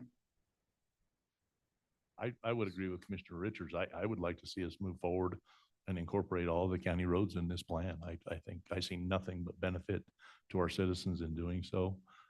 Obviously, there are a lot of logistics that we've got to get through to do that, but certainly I would be willing as liaison to Public Works to work with Gene and help with that and work towards it. But I think that should certainly be our goal, and I'm not sure that we shouldn't do it now. Just make that, I would make that in a form of a motion that we try to incorporate that. Sorry to interrupt, Chairman, Commissioners. Just off of that comment of a blanket enrollment, I didn't bring up other counties that have enrolled, but Fremont County, that's exactly what they decided to do, was a blanket enrollment, enroll all their county roads. They saw it as an enforcement standpoint, instead of all their deputies having to have, a great big punch list of what's enrolled, what isn't enrolled. A blanket enrollment, that means everything's enrolled. From logistics and an enforcement standpoint, it was a lot cleaner in their opinion to do so. So they, like I said, they didn't have to document exactly what was enrolled, what wasn't enrolled. So definitely from an enforcement standpoint, it made it easier on them. Thank you. Sorry to interrupt. No, you're good. We appreciate that. And in regards to the enrollment piece, is that in conjunction with an MOU with Wyoming State Trails, or do we need to do one before the other, or how does that work? Yes. What needs to happen is the commissioners need to come up with a resolution, pretty much stating that you are doing a blanket enrollment of all Sweetwater County roads. What we do is we take that resolution once it's signed and documented. We'll take that and develop our MOU process on our end, and then we'll push that through the state AG's office, get their approval and their blessing on it, and then we'll push it back to you for signature. Once that MOU is in place, that means you are eligible for any type of funding that the State Trails program has to offer. Perfect. Mr. Chairman, Commissioner. I would recommend that we ask Mr. De Leon and Mr. Legursky to work together to draft us a resolution with Fremont counties as a starting point, and bring it back to us for approval. I would concur with that. I mean, if Gene has issues with some roads, or I think they ought to be able to work together to develop a resolution that fits our county best. I think we're all in agreement with this. Okay. And Mr. Chairman, Mark, Kayla McDonald from the SEDC asked me to ask you to be ready for a call. She'd like to reach out to you and have you present to the Economic Development Coalition too. Any other comments? Mark and Forrest and Sandra, we appreciate the information. We'll look forward to making it a reality, and we'll draft up some form of resolution to present to you. And like I said, try and capitalize on the opportunity. So thanks very much for this. It seemed a little bit weird with everything going on with the BLM, but I don't think that should halt any of our progress here and what we all find important and, specific to Sweetwater and what we all enjoy here. So thanks very much for coming over, and we'll be in touch. With that, commissioners, we are about 8 minutes behind schedule. So let's go ahead and take about a 10-minute break. We will resume back at 10:45 to discuss resolution 2401 EN01. Take a quick break.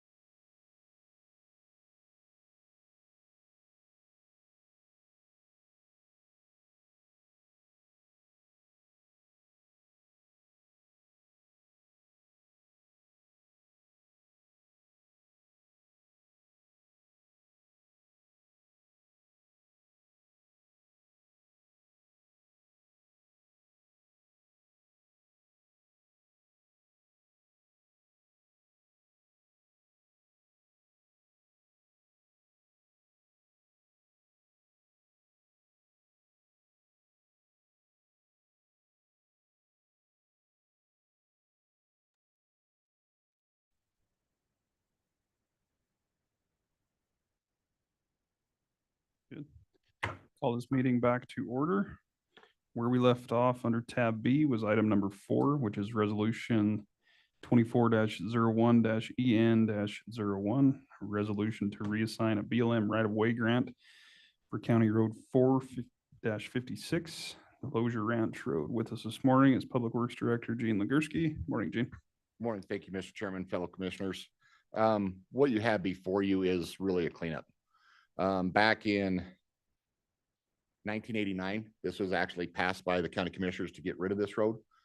Portions of it on private were quick claim to the adjacent property owners. However, the BLM agreement was never signed or never dated. It was signed, not dated, and therefore never turned into the BLM. Since 89, they have one more requirement that we actually have to do an assignment of lease or assignment of the right of way. And what I'm doing in front of you guys is just the resolution just codifies everything, steps through what the previous commissioners have done. And then just to make sure that you guys still want to get rid of this road. And if we do that, we just reassign it to the BLM portion to Tata Chemicals. Thanks, Gene. Questions, commissioners? Yeah, is this the road from 372 across to Granger? No, this is the road from 372. It's just down the way from, well, you know what?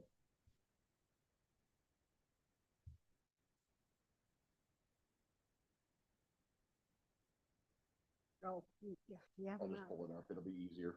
yeah, thank you. So this is just It's just down from the Bryan Road. assigning it to Tata. Yeah, we're basically just signing it to Tata. We have already signed pieces of the General Chemical and other stuff, which is Tata's predecessor.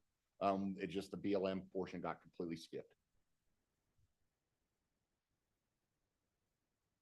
Let's see. I can see it.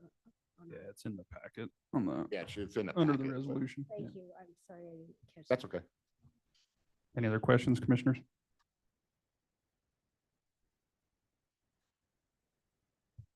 If not, I would entertain a motion to adopt resolution 24-01-EN-01 and allow the chairman to sign all necessary documentation that pertains to this resolution. Got a motion by Commissioner Richards. Do we have a second? Second. Second by Commissioner Jones. Any further discussion? Hearing none, all those in favor signify by saying aye. Aye. Aye. Opposed, nay. Motion's unanimous. Next, under tab B is item number 5, a resolution to vacate a publicly dedicated roadway and alleyway. And we'll turn it back to Gene. Thank you, Mr. Chairman. This is the final phase of the 3-step process that we've been going through in Jamestown. This is to vacate a portion of 4th Street and another little alleyway that never got vacated. Everything on the north side of this street, the alleyway was vacated a long time ago, and they missed a little tiny chunk. So what this is vacating the roadway, quit claiming it to equally in half to the 2 property owners as is by state statute, and then also vacating the alley that would be landlocked behind it to the 1 property owner. During this process, as you guys have been aware, we've advertised, we posted it, we've done everything. We also sent out certified mail to all the affected property owners, anybody that has signed everything. We received, or Clerk Lane did not receive any written comments back. We did not receive a couple of certified mails back. So Andy even called the people and went out there if they weren't there and talked to them, and they didn't have any comments. So I think we've done our due diligence as far as getting public comment. And it would be my recommendation to vacate this road and do the quick claim claims as is attached in the motion. Thanks, Gene. Questions on this resolution, commissioners?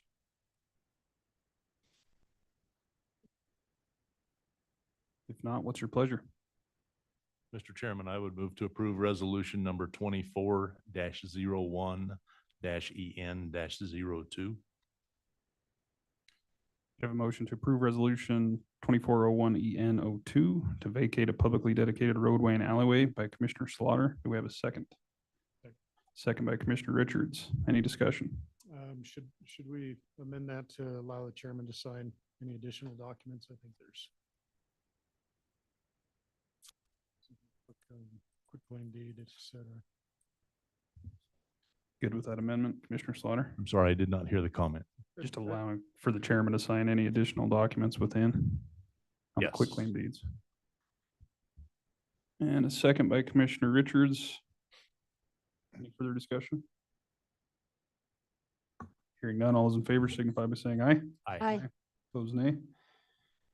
Motion's unanimous. Next under tab B is item number 6. We've got an agreement between the Ashley National Forest and Sweetwater County for office space in the Roosevelt Building. And hand it back to Gene. Thank you, Chairman West. What this is an agreement between the Ashley National Forest and Sweetwater County to utilize some office space at Roosevelt, so they have a presence up here. Commissioner Slaughter and I have met on and off with the Ashley over the last 6 months or so about them wanting office space up here, so they have a presence, so people don't have to drive down to Manila to talk to them. And what this is giving them some office space in the Roosevelt Building directly across from the Soil Conservation Service offices, so that there is a presence. They can post office hours and people don't have to make the trip to Manila if they want to talk to somebody about buckboard or they want to talk to somebody about anything that pertains to the Ashley. It doesn't really affect us. There was cost that we presented to them, costs that they have to do it. There will be no money changing hands as part of this. They just have to codify that in their agreement as part of the Forest Service documentation process. One thing I do like to point out is there is no sunset divorce clause or ending to this agreement. If you guys would like to change that, John DeLeon and I had talked about that as far as exactly what we go, but this goes on forever, and how it ends is mutually agreed upon termination. So I do have a question. yes, What if we decide to sell that building? Can we opt out? yeah, that would be one of those mutually agreed upon. And the thing about it is it's hard. I mean, you know, there was a lot of things that Commissioner Sauter and I talked about, and everything's amicable, but it's not written in there exactly like that. But obviously, if we do not own the building anymore, the agreement doesn't hold true. But that's one of those things for lawyers to figure out. And the hard part is once you get the lawyer fees, it's no fun for anybody, as you guys can attest by the RMP. That does bring up a good point to John. I mean, I would hate to.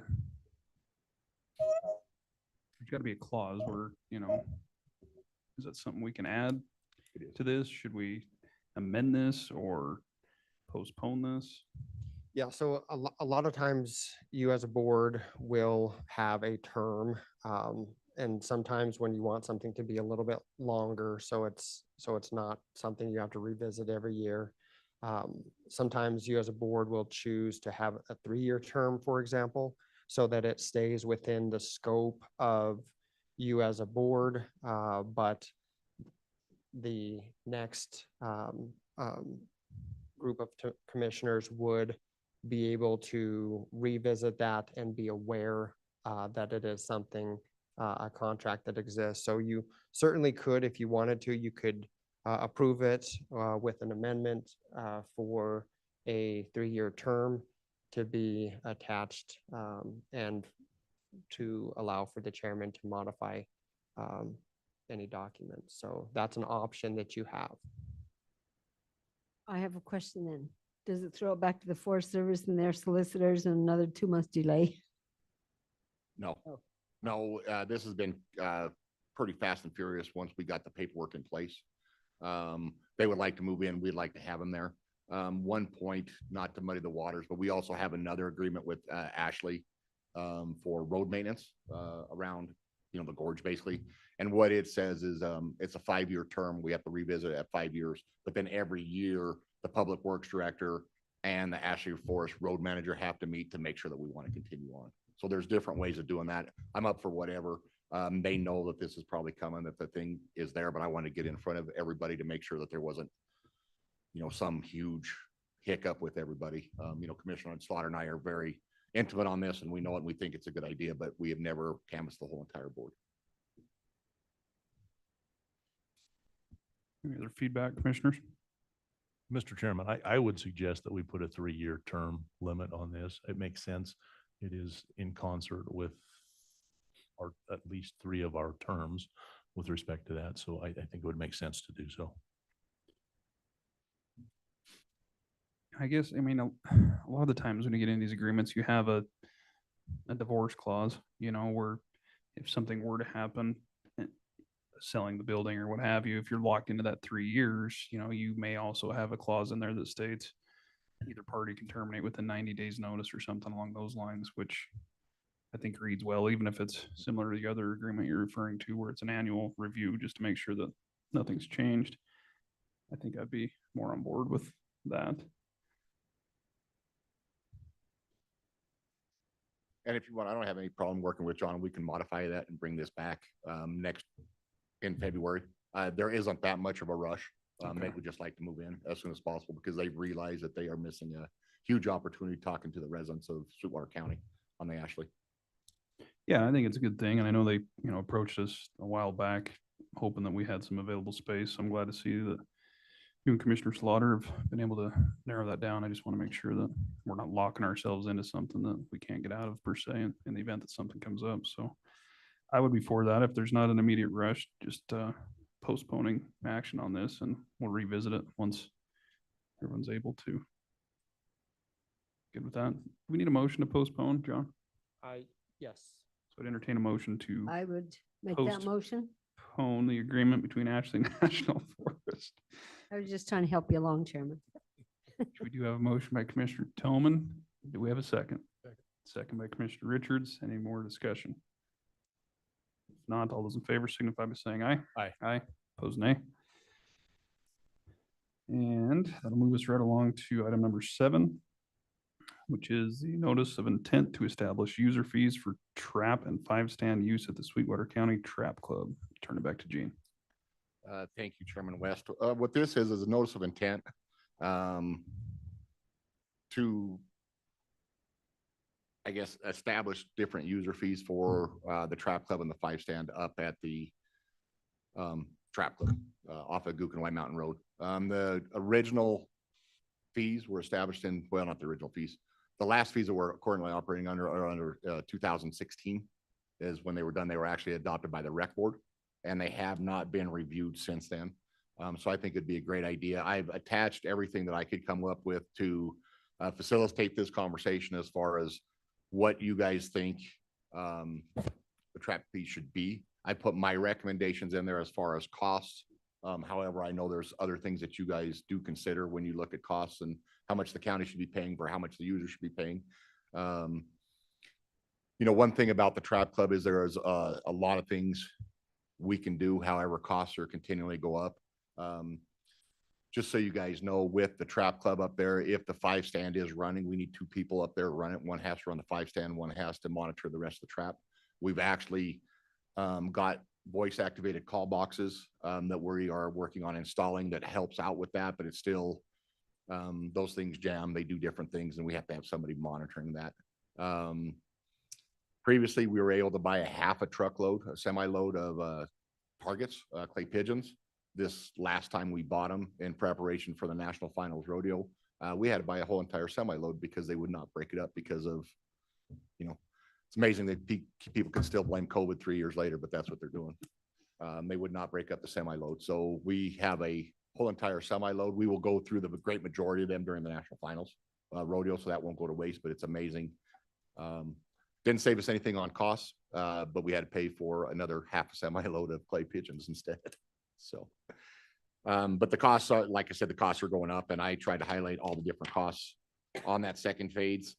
Chris also went around and called on page 3. You can see the other shooting complex fees, what are out there. One thing to note is a great majority of these are private.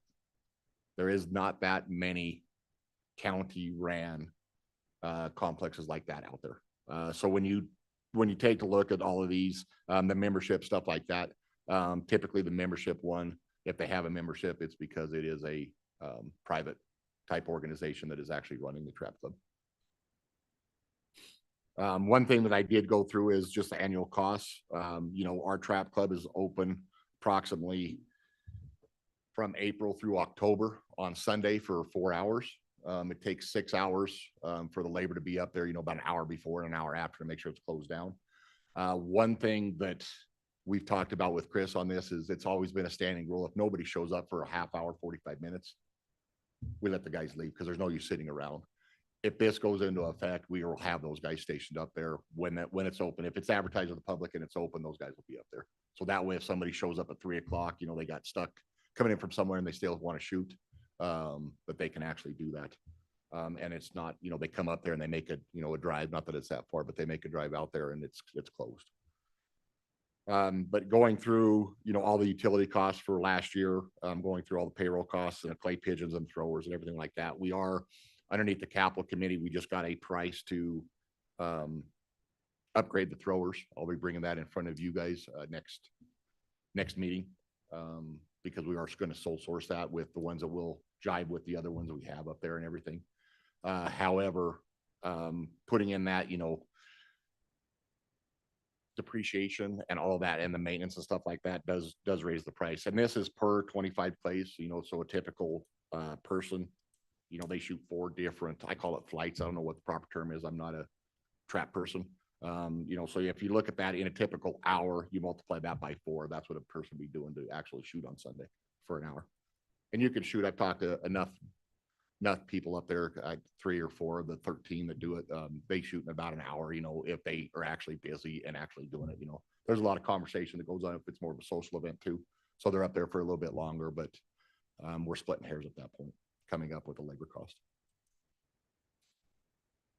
So on that, Gene, it looks like the cost you have estimated there is $878. That's per round, I assume. Correct. Okay. Per person. Where's it at now? Is it the $7? Yeah, I can't remember exactly what it is. I think it's actually lower than that. I put it on the sheet, but I don't have it. $7 per round. Yes. Okay. It did print out. So you're just looking for some direction on what Direction on that, so we can advertise it. And then when we start advertising this notice of intent, obviously we'll have a public hearing, but that way we can get out in the public and get feedback from the public, and follow the Wyoming Public Procedures Act with changing fees. Okay. I know I was on the rec board when we went through this years ago, and because it falls on a BLM recreation and public purpose lease, obviously you can charge a fee, but it states in that lease a reasonable fee, whatever that means. Besides a reasonable fee, and you can't make money. Yeah. So more or less it's covering your subsidy essentially. But yeah, I mean, that was a long time ago. So I would assume obviously with everything, COVID and inflation costs are a lot more than what they were then. So, and one thing on that fee, not to interrupt Chairman West, but that does not have the convenience fee for the credit card. And that would be on top of that, because that actually has to be captured separately. Currently right now, we are actually capturing the convenience fee in that $7, because that's how we've always done it, but it would be actually broken out and captured separately. And that's running like it is 3 or 3.5%. I can't remember what the convenience fee is. We do not accept any cash up there. When I took over, we just stopped doing that. It's just, we do not have a full-time secretary or anybody up there to actually accept cash. So we just stopped doing that just for ease and taking less chances, I guess is the best way to put it. comments or feedback, commissioners? Mr. Chairman. I would just say, if credit cards are the only way that we accept payment, then we should just build the fee into the total amount. Can we do that? You technically can't. And Commissioner Slaughter in his previous hat can speak to that more, but it actually has to be separately. That's why when you go up to the clerk's office and treasurer's office, it'll be your fee, and then a convenience fee will be added on separate that, because that has to be, it's strange, but it has something to do with state statute. Have we looked at, excuse me, Mr. Chairman? Go ahead, Commissioner Slaughter. Gene, have we looked at other card companies who might charge a lesser fee? I know there have been competing companies, and I have seen fees down to as little as 2% on some of those. It may be something that we would potentially want to look at to minimize the fees for our users, if we could to find another vendor who would be willing to do it for less than 3% or 3.5%, whatever our current rate is. No, and we haven't. 3 years ago, we stopped looking. We did that. That was the lowest at that time. Okay. And some of it is, how to put this politically correct, because the credit card company has to work with the bank and everything like that. There's different rules and there's different regulations on security and stuff like that. And there has been some there was some concern, I guess, with some of the credit card companies that we were actually looking at, that they didn't have the correct certifications and all of that stuff for or wire transfers. Well, there That's the have been best some way to put it. changes since I There left. has. Inflation is probably, I mean, that rate that we've got may be the best that we've got, but it would Yeah, be. we have not would be looked. worth potentially. Yeah, looking. and we can look again. Commissioner Jones, do you have some? No, Mr. Chairman, I was going to basically ask the same thing. Okay. Any other feedback? I mean, based off your numbers, Gene, it's looking like, roughly $9 around. Yeah. Plus whatever credit card fees would be associated. And that covers the cost, if I'm reading it correctly. And that doesn't cover the whole cost. When we hopefully, bid out Night Oil Tools next week and we all get consolidated in there, that trap club will not have people up there. Yeah. So really, the whole entire heat, building, electricity, everything like that will just be for the trap club. Now we use it as an office and we have people reporting there every day. I still just segregated that out and said, okay, we're only using it for this amount going forward, because I don't think it's fair to charge the people that are using the trap club just because we moved buildings, but that's up to you guys also, because that cost would be considerably higher if we took up on the whole entire, $4,500 in utilities and spread that out between the trap. So I broke it down per hour that the trap club is actually operating as a trap club.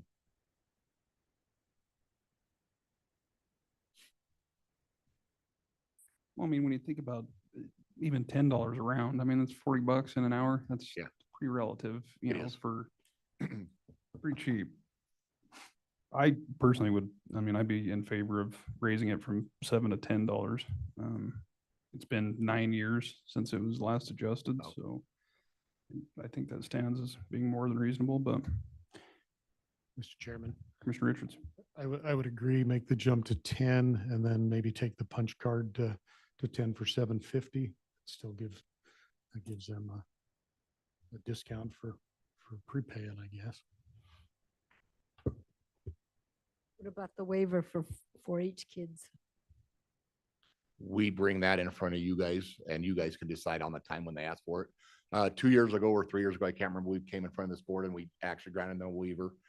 Chris Meets, last year we talked and he goes, we don't need the waiver this year. So.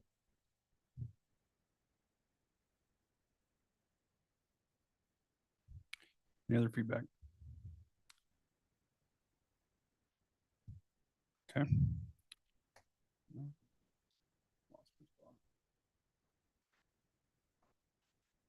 Mr. Chairman, Commissioner Richards.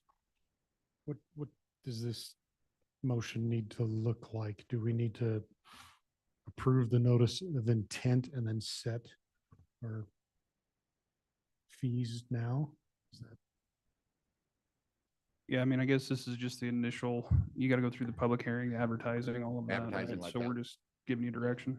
Giving me direction, the notice of intent, in order to start the process, the notice of intent has to be adopted. Personally, I don't think it needs to include fees. We'll put something on our website that we'll be discussing this, public comments, blah, blah, blah. I can also put on there that we're thinking of raising them to this, but it's not a final decision until, public comments and then, the open meeting. Because you guys can adopt whatever you guys feel like you want to adopt at that public hearing. Mr. Chairman, I think we ought to include our recommended fees because I think the public needs to know what they're commenting on, whether we're asking for too much or too little. I doubt many of them are going to comment that we're asking for too little, but I would prefer to have a starting point, at least for the discussion. I'm good with that. So is that a motion to approve the notice of intent and establishment of user fees for the Trap Club and 5 stand? Whereas we would raise the cost per round from, I believe it was $7 up to $10. The 5 stand, I'm gonna need a little help on, Gene. The 5 stand would be the same thing. Okay. And so the only other offer would be the punch card to remain at, did you say $7.50? I would say $75 for 10 rounds. Excuse me, $75. Yeah. I guess that was an entertaining motion. So moved. We've got a motion by Commissioner Richards. Do we have a second? Second. Second by Commissioner Jones. Any further discussion? I did notice on that notice of intent, Gene, just a quick correction. It's got Lauren listed there, so we'll just want to swap that out for Taylor. We did. We caught that early this morning. So Okay. Sally actually has the updated one. Sorry about the copy and paste. Not a problem. Any more discussion? If not, all those in favor signify by saying aye. Aye. Aye. Opposed, nay. Motion's unanimous. Who seconded that? Commissioner Jones. Moving right along into item number 8, under tab B is discussion regarding oversized and overweight vehicle permits for county roads. We've got Sheriff Grossnickel and Public Works Director Legursky with us this morning. Good morning, Sheriff. Good morning, Mr. Chairman, Commissioners. Probably 4 years ago or so, I brought this idea before Gene. And what it is there's a couple other counties that do this. It's basically an oversized load permit like they do on the interstates. Gene can attest to the damage that our roads take from these oversized loads. There was some backlash, people saying it's an extra tax. I don't believe that it's an extra tax. The citizens of Sweetwater County are taxed for the roads for the daily use. This is a usage fee for those oversized loads, and oversized loads mean those that go over the width, height, and weight of a normal size load. With this statute dictates that the resolution needs to come from the county commission, and then it'll be enforced by the county sheriff. So this is just, it's currently not in place, obviously, but it's just for overweight on county roads you're talking? Correct. Okay. Weight, height, and width. Okay. Questions, commissioners? Who collects it? Where do they get the permit? That'd be all through the sheriff's office. They can come there and get the permits. Just to be transparent, we don't know how much time this is going to take. So if we deem it's something of a personnel matter, we might come back to you for another position if it does require that much work.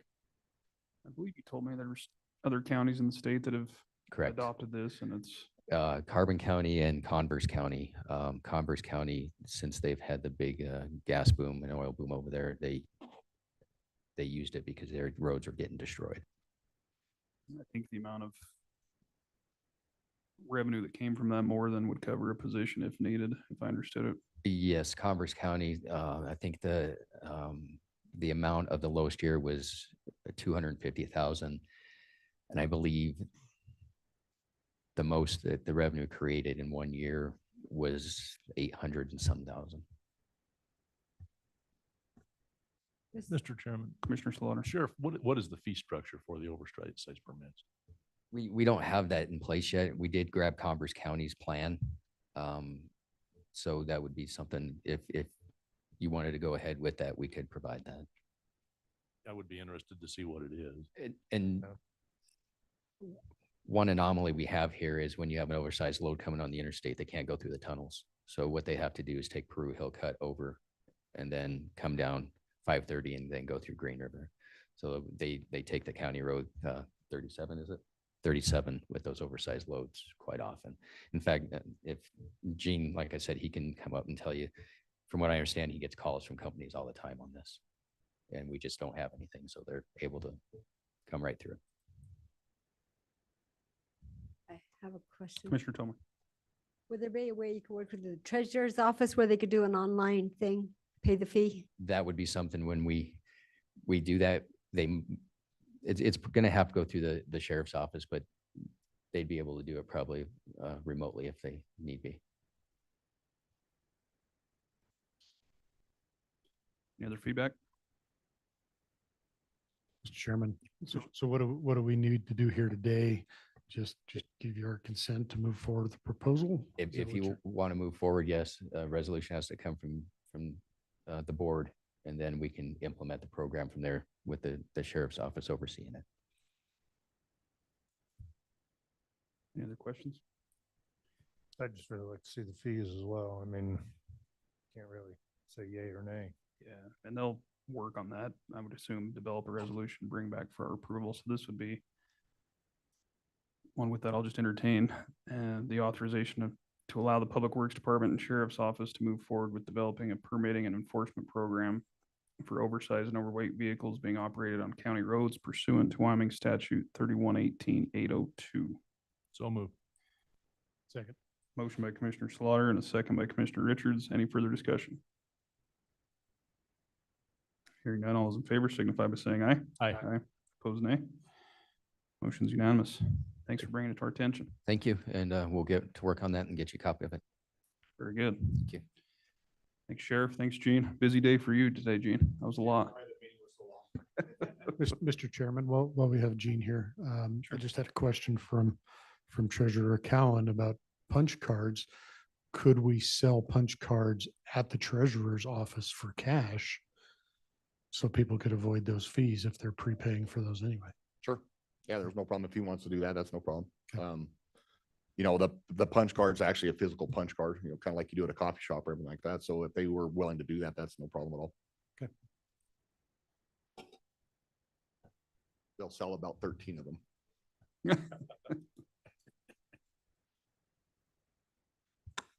Okay, next on the agenda is another break, and then we will get into the final review of the draft comments for the RMP. So we'll go ahead and take another quick break. Let Eric gather his information and come up. So we'll resume at 11:30.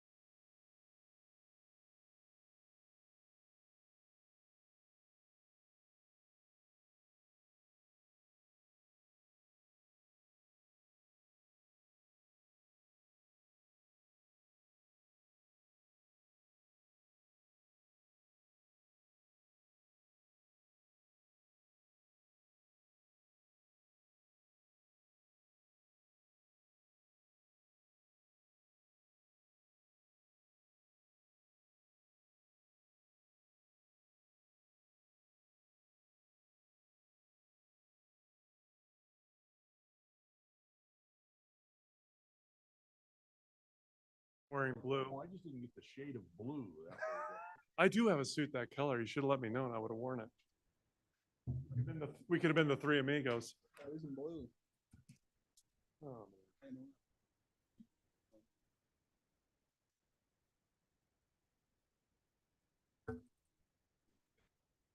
Waiting on anyone, Eric? No, Danielle's on there. Okay. All right, we're good. Good on your end? Okay. Call this meeting back to order. Where we left off under tab B was item number 10, which is the final review of the draft comments for the Rock Springs Draft Resource Management Plan. And I believe more than anyone, Eric is ready to send this response out. So today we have him to give us a quick review on what's been done over the last few months, and I'll hand it over to Eric. Yeah, thank you, Mr. Chairman. We are finally here at, I wish I could say today is the end of it, but it's not. It'll be the beginning because we will still have the final EIS to deal with whenever that's published sometime this year. So the letter, just to go over some changes, basically we went through there in the last few days, went through some grammatical things within the document.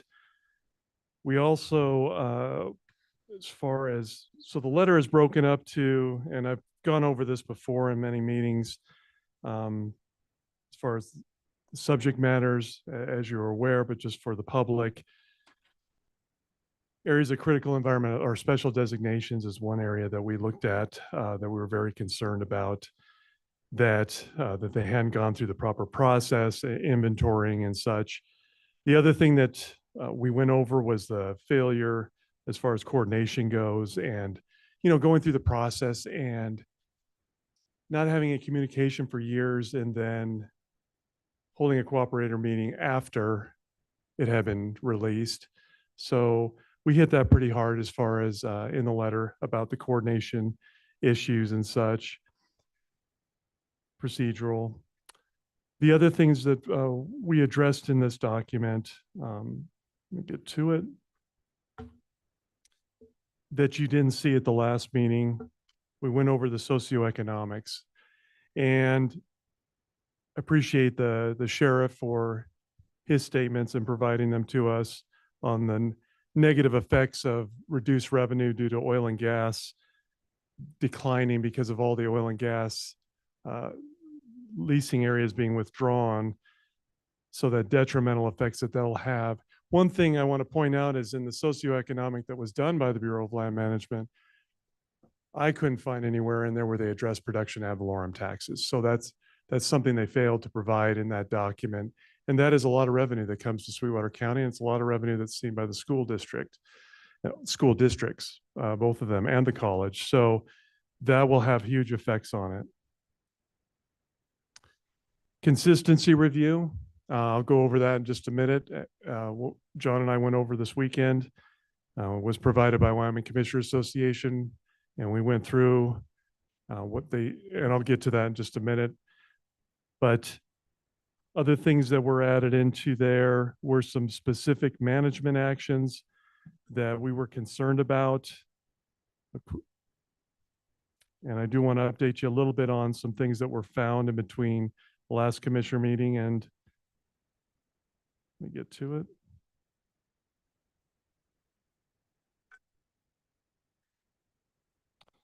So one of them deals with raptors. And one thing that the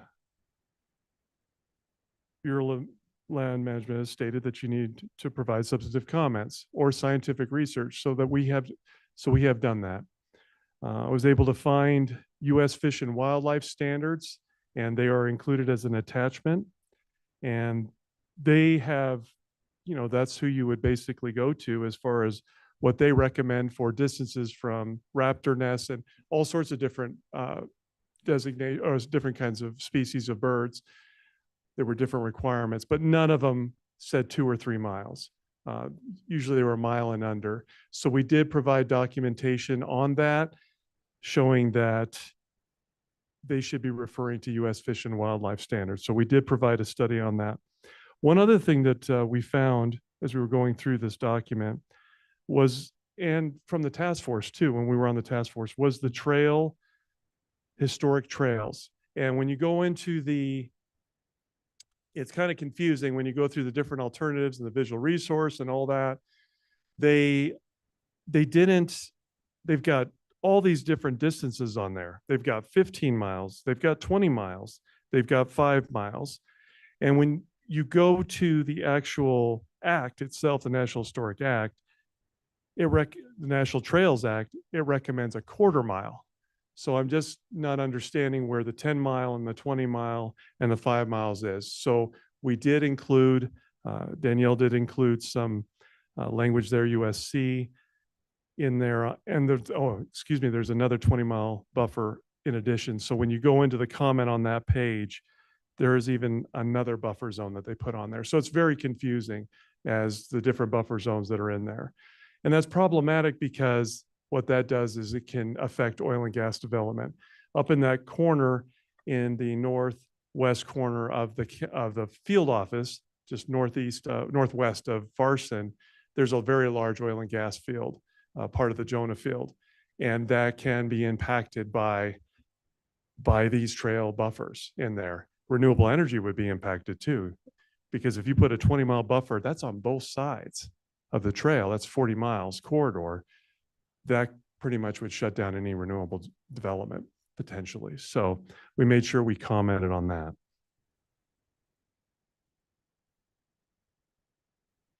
The other thing that we provided was carbon capture utilization. And we provided the Rock Springs uplift study that was done. We couldn't find anywhere in their modeling and their air quality modeling that they had taken any consideration of carbon capture utilization and storage. So what we're asking is they redo the air quality modeling and include potential carbon capture utilization and storage types of technology. So that was also included in the letter. Any questions, Mr. Chairman, on that? Questions, commissioners?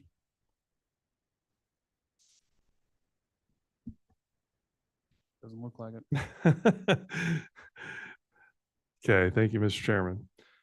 So I want to talk about, Danielle, do you have anything to add as far as the letter goes before I go into some of the attachments? No, I don't have anything to add. Thanks, Eric. No problem. So the other thing that we have in there, get to it. So I want to talk about the attachments a little bit.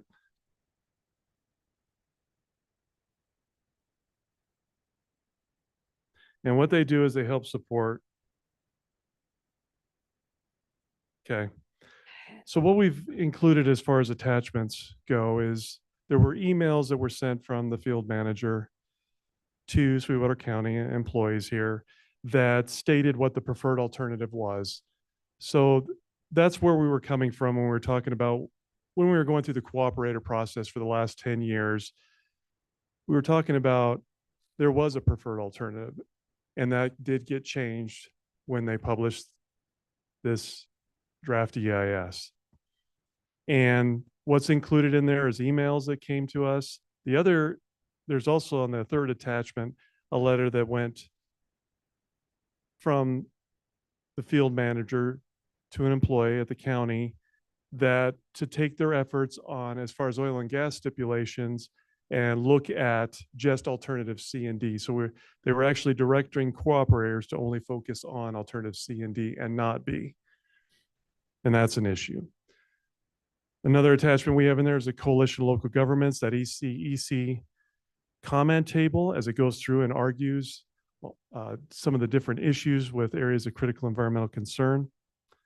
There's included in there is the transcript from Rock Springs workshop meeting that was on September 25th, 2023. That is where the field manager had stated there was over 26, 27 ACECs. And where that goes is if there are more ACECs, those should have been identified in the document of why they didn't meet the criteria. So that was something missing from the documentation. That's the reasoning for that. In there also is a federal register notices where they were actually done by other field offices correctly.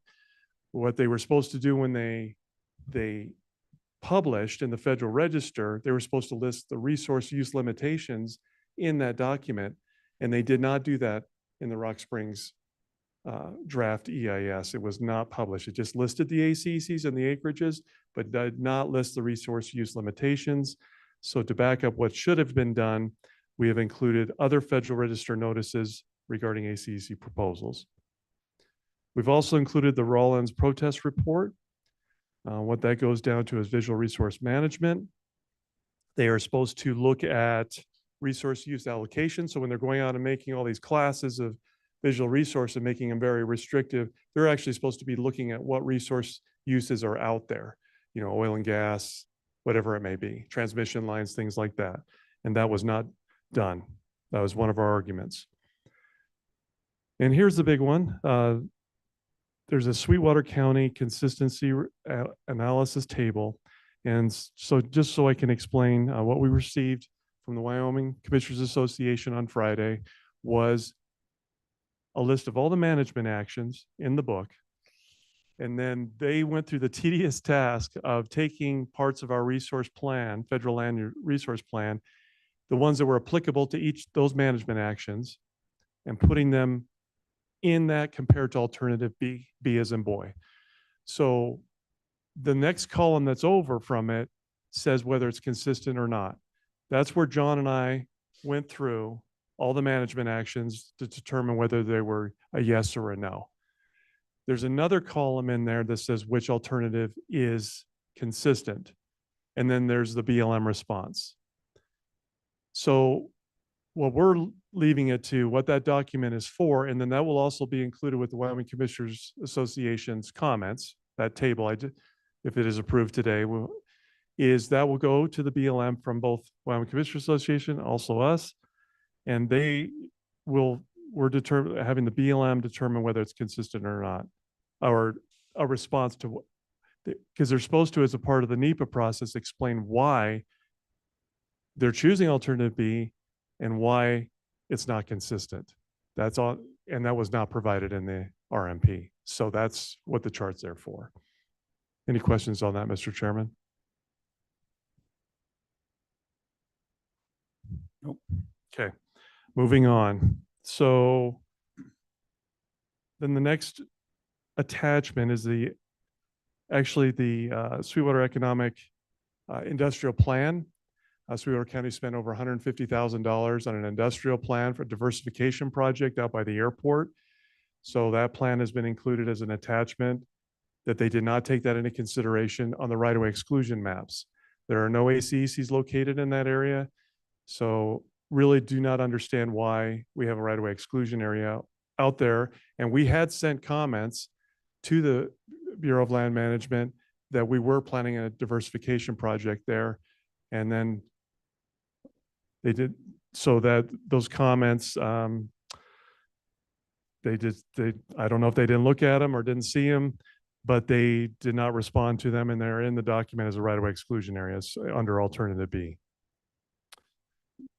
We've also put a couple of other studies in there that talk about some of the economic impacts of federal onshore gas moratoriums in relationship to oil and gas and the MAPS exclusion areas.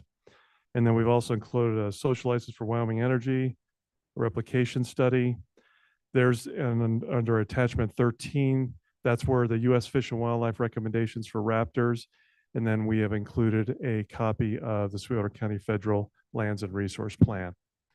Another thing that we would like to include, Mr. Chairman, that I've handed out is a FOIA request.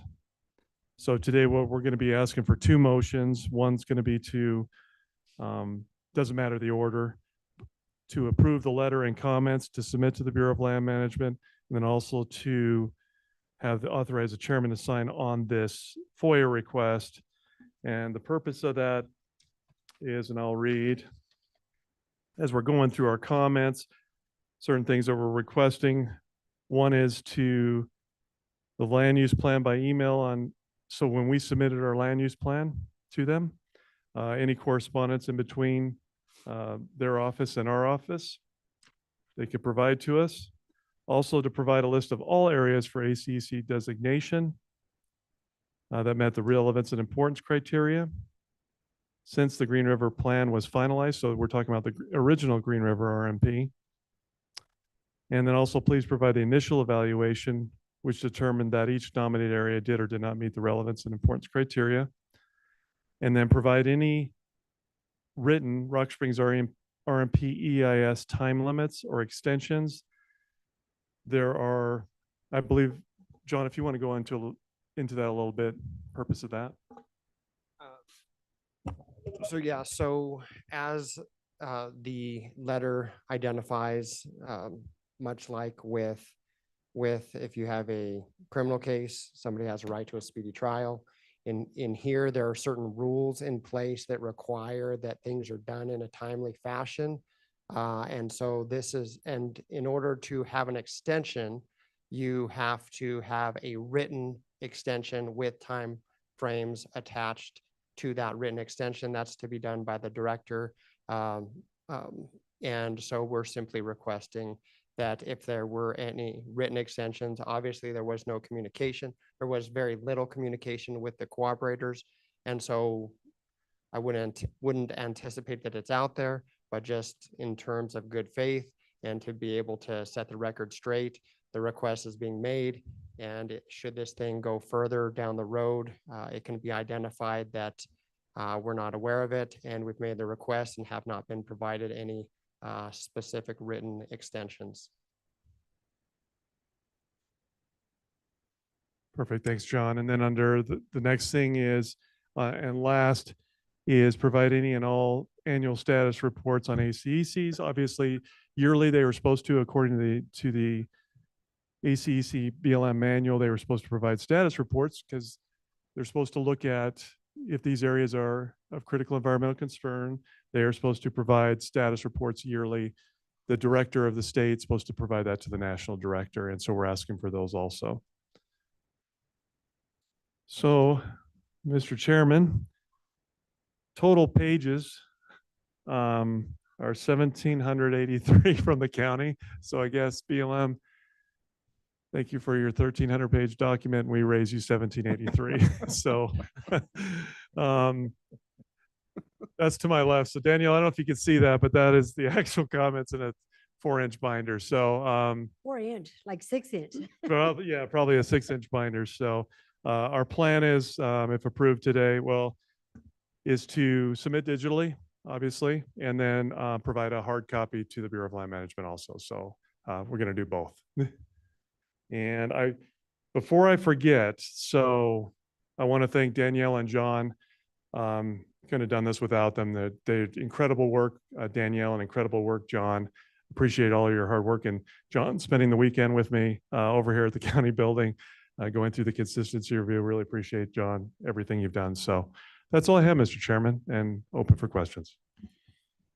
Well, thanks, Eric. I don't really know where to begin. It's been quite the process, and I think certainly a learning experience for a lot of us to figure out how to dissect this in such a short amount of time. Danielle and John and yourself have been incredibly crucial to this process and the amount of time that you've devoted to fight back on what's important to us and to help us take a position and a response to the BLM on behalf of Sweetwater County. And I think that speaks volumes. It's such a large document. It just seemed like an impossible task, and in some ways I think it was, but I find a little satisfaction in raising it to 783 pages just because of the importance behind it and the amount of work that was put in, that you just can't simply thank you guys enough. The report that you prepared yesterday that we were going back and forth on, I think reads very well. Certainly highlights all of the different multi-use factors that are important here in Sweetwater, and that's what this is all about. So I think it was very well done, and I would open it up to any other commissioners that may have any comments or feedback or questions. Mr. Chairman. Commissioner Jones.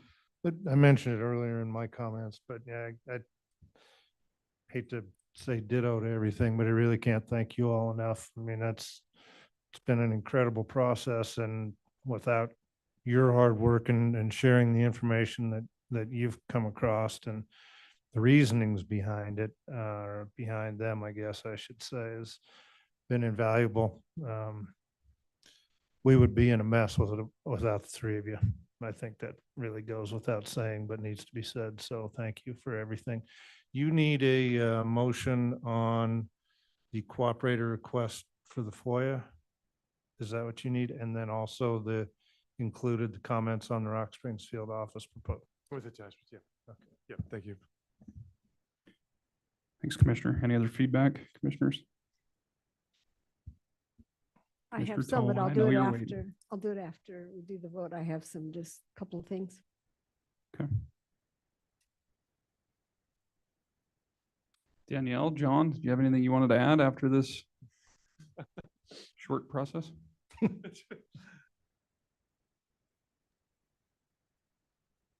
Okay. Well, with that, we have a couple of very important votes to address, and I would entertain a motion to officially approve the letter, corresponding comments, and supporting documentation to submit to the BLM on the draft resource management plan as presented.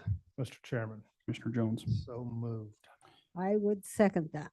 We do have a motion by Commissioner Jones. We have a second by Commissioner Tillman. Is there any further discussion?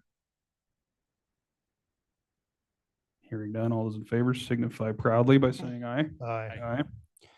Opposed, nay. Motion is unanimous. Next, I would entertain a motion to approve and allow the chairman to sign the FOIA request to the BLM as presented. Mr. Chairman. Commissioner Jones. So moved. Got a motion to approve by Commissioner Jones. Do we have a second? Second. Second by Commissioner Richards. Any discussion?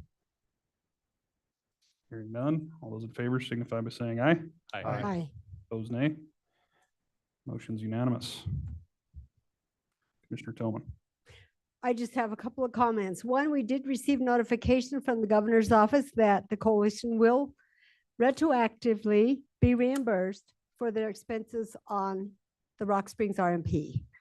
Nolan worked with Carol Hamilton of the coalition, and she said that they did say they would pay it retroactively to July 1st. So I just wanted you to know that, Danielle. It's not going to cover the county ones unless we shuffle them through the CLG, which probably is not going to work. So unless you have any ideas on that, Danielle. But anyway, that's good news. I don't know why it took 6 months and our mean chairman to corner him to get the funding, but it looks like it's coming through. And it was only for 35,000. So it's not like we asked for the 50 million that Cole thinks we're going to need, which we might before we're done. I don't know. A couple of other things I just wanted to point out on their website, and I'm sure you've all been beaten to death over this, but the comprehensive travel and transportation management plan, the public outreach report is on that website, and they had 3 public hearings in 2012. The whole process repeatedly says that it will be included as a part of this RMP. So it's right below the report on the RMP on the website. The other one, it lists the workshops on the socioeconomic strategies. We had an extensive workshop on January 9th, 2012, requesting that they use the state's regional economic model, the REMI model, as well as their M-plan model, which is a one point in time socioeconomic indicator. And their point in time was, I believe 2016 is the last time they looked at the socioeconomics. And I don't think they ever did for alternative B. But the M-plan, the CLG also had a license for that plan, is better because it does more of a look into the future onto the economic impacts on oil and gas or whatever things you analyze. And reading the RMP, it just seems like there's very sketchy reference to how they use the REMI and how they compared it to M-plan. And we had a really robust discussion, and we asked for a lot of this information. And I kind of blame the contractors that they hired to help facilitate this process. They were to do the actual writing so the staff wouldn't get bogged down. They were to provide the alternative B, but how did the BLM let them be so deficient and still pay them over $1 million a year? It just totally baffles me. Danielle, if you want to comment on the REMI versus M-plan, I might not have that exactly, but I know it was an extensive half-a-day workshop on the subject. Yeah, I don't know if I can add any more than what you just said, Mary, but I think that's a good thing to point out. That's my diatribe after 5 years of sitting in grueling meetings. To see that when they got to the end, they totally sidestepped. How many years? 25 if you really want to know the truth, but 12 just on this plan. Seems like about 1 million. Okay, with this, Eric, do you think it'd be possible, I mean, once we get the signatures and everything, to upload this to our website for the public? I don't know what kind of a task that would be. I know it's in our packet, but we've had Yeah. some minor, grammatical changes and things. I just think it would be beneficial to point some transparency to that if that's possible. Absolutely. Thank you, Mr. Chairman. So yes, I actually just hit accept changes on the documents. So that's all that draft stuff has been removed in the comments. So I actually just sent it down to the printer. And so it's just a matter of me going down there and then we'll scan it with the signatures on there and then provide it on our website. Absolutely. Okay. Yeah. The attachments might be system overload, but Yeah. Yeah. but I think the letter's the most important part because of all the comments that are in there. And we're more than willing to provide whatever. The attachments are basically stuff. Most of it is just scientific studies that's out on the internet that you can download. But yeah, that's absolutely no problem. So my plan is to go down there, pick it up and bring it back upstairs. So. Very good. Any other parting thoughts, commissioners? Yes, the Oh, coalition has drafted comments. Danielle has drafted comments for the coalition. And when they're finalized, or if there are no other additions to it, we have those which we can ratify at our next meeting. Whenever, if there are any changes to what you've already submitted in the draft. Yeah, and Sweetwater, thanks you, Danielle. I know we kind of went out on a limb to engage you as a little bit separate from the CLG to help with this process, and I think your expertise has been invaluable. So thanks for hanging in there, especially all three of you. You also got to hang out on a task force while you're busy spending weekends working on this. So hopefully you get a little rest between now and the final, and thanks again for everything. So if there's nothing more, that will conclude the regular portion of our agenda, and we'll look to sign that. Eric, thanks for the presentation. And with that, the next order of business is an executive session. We do have 2 items. One is for real estate, one is for pre-decisional. The pre-decisional we found out during break. We need to remove. We will not be discussing any pre-decisional items today. We'll delay that until we get future information. So with that, commissioners, entertain a motion to enter into executive session to discuss real estate. And it is unknown at this time if any action will be taken. So moved. Motion by Commissioner Richards. Is there a second? Second. Second by Commissioner Jones. All in favor signify by saying aye. Aye. Aye. Opposed, nay. Motion's unanimous, and we are now in executive.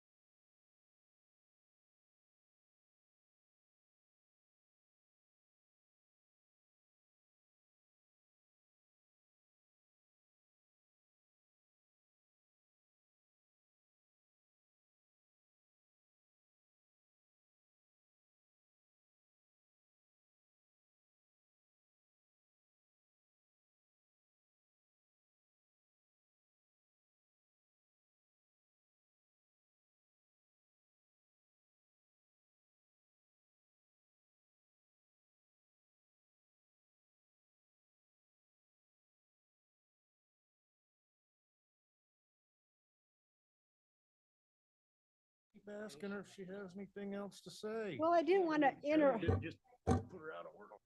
I didn't. I waited so I wouldn't get yelled at out of order. See, I waited till it was all done and then I added my little FYI. There's no good of the order on our agenda anymore. I didn't say FYI either.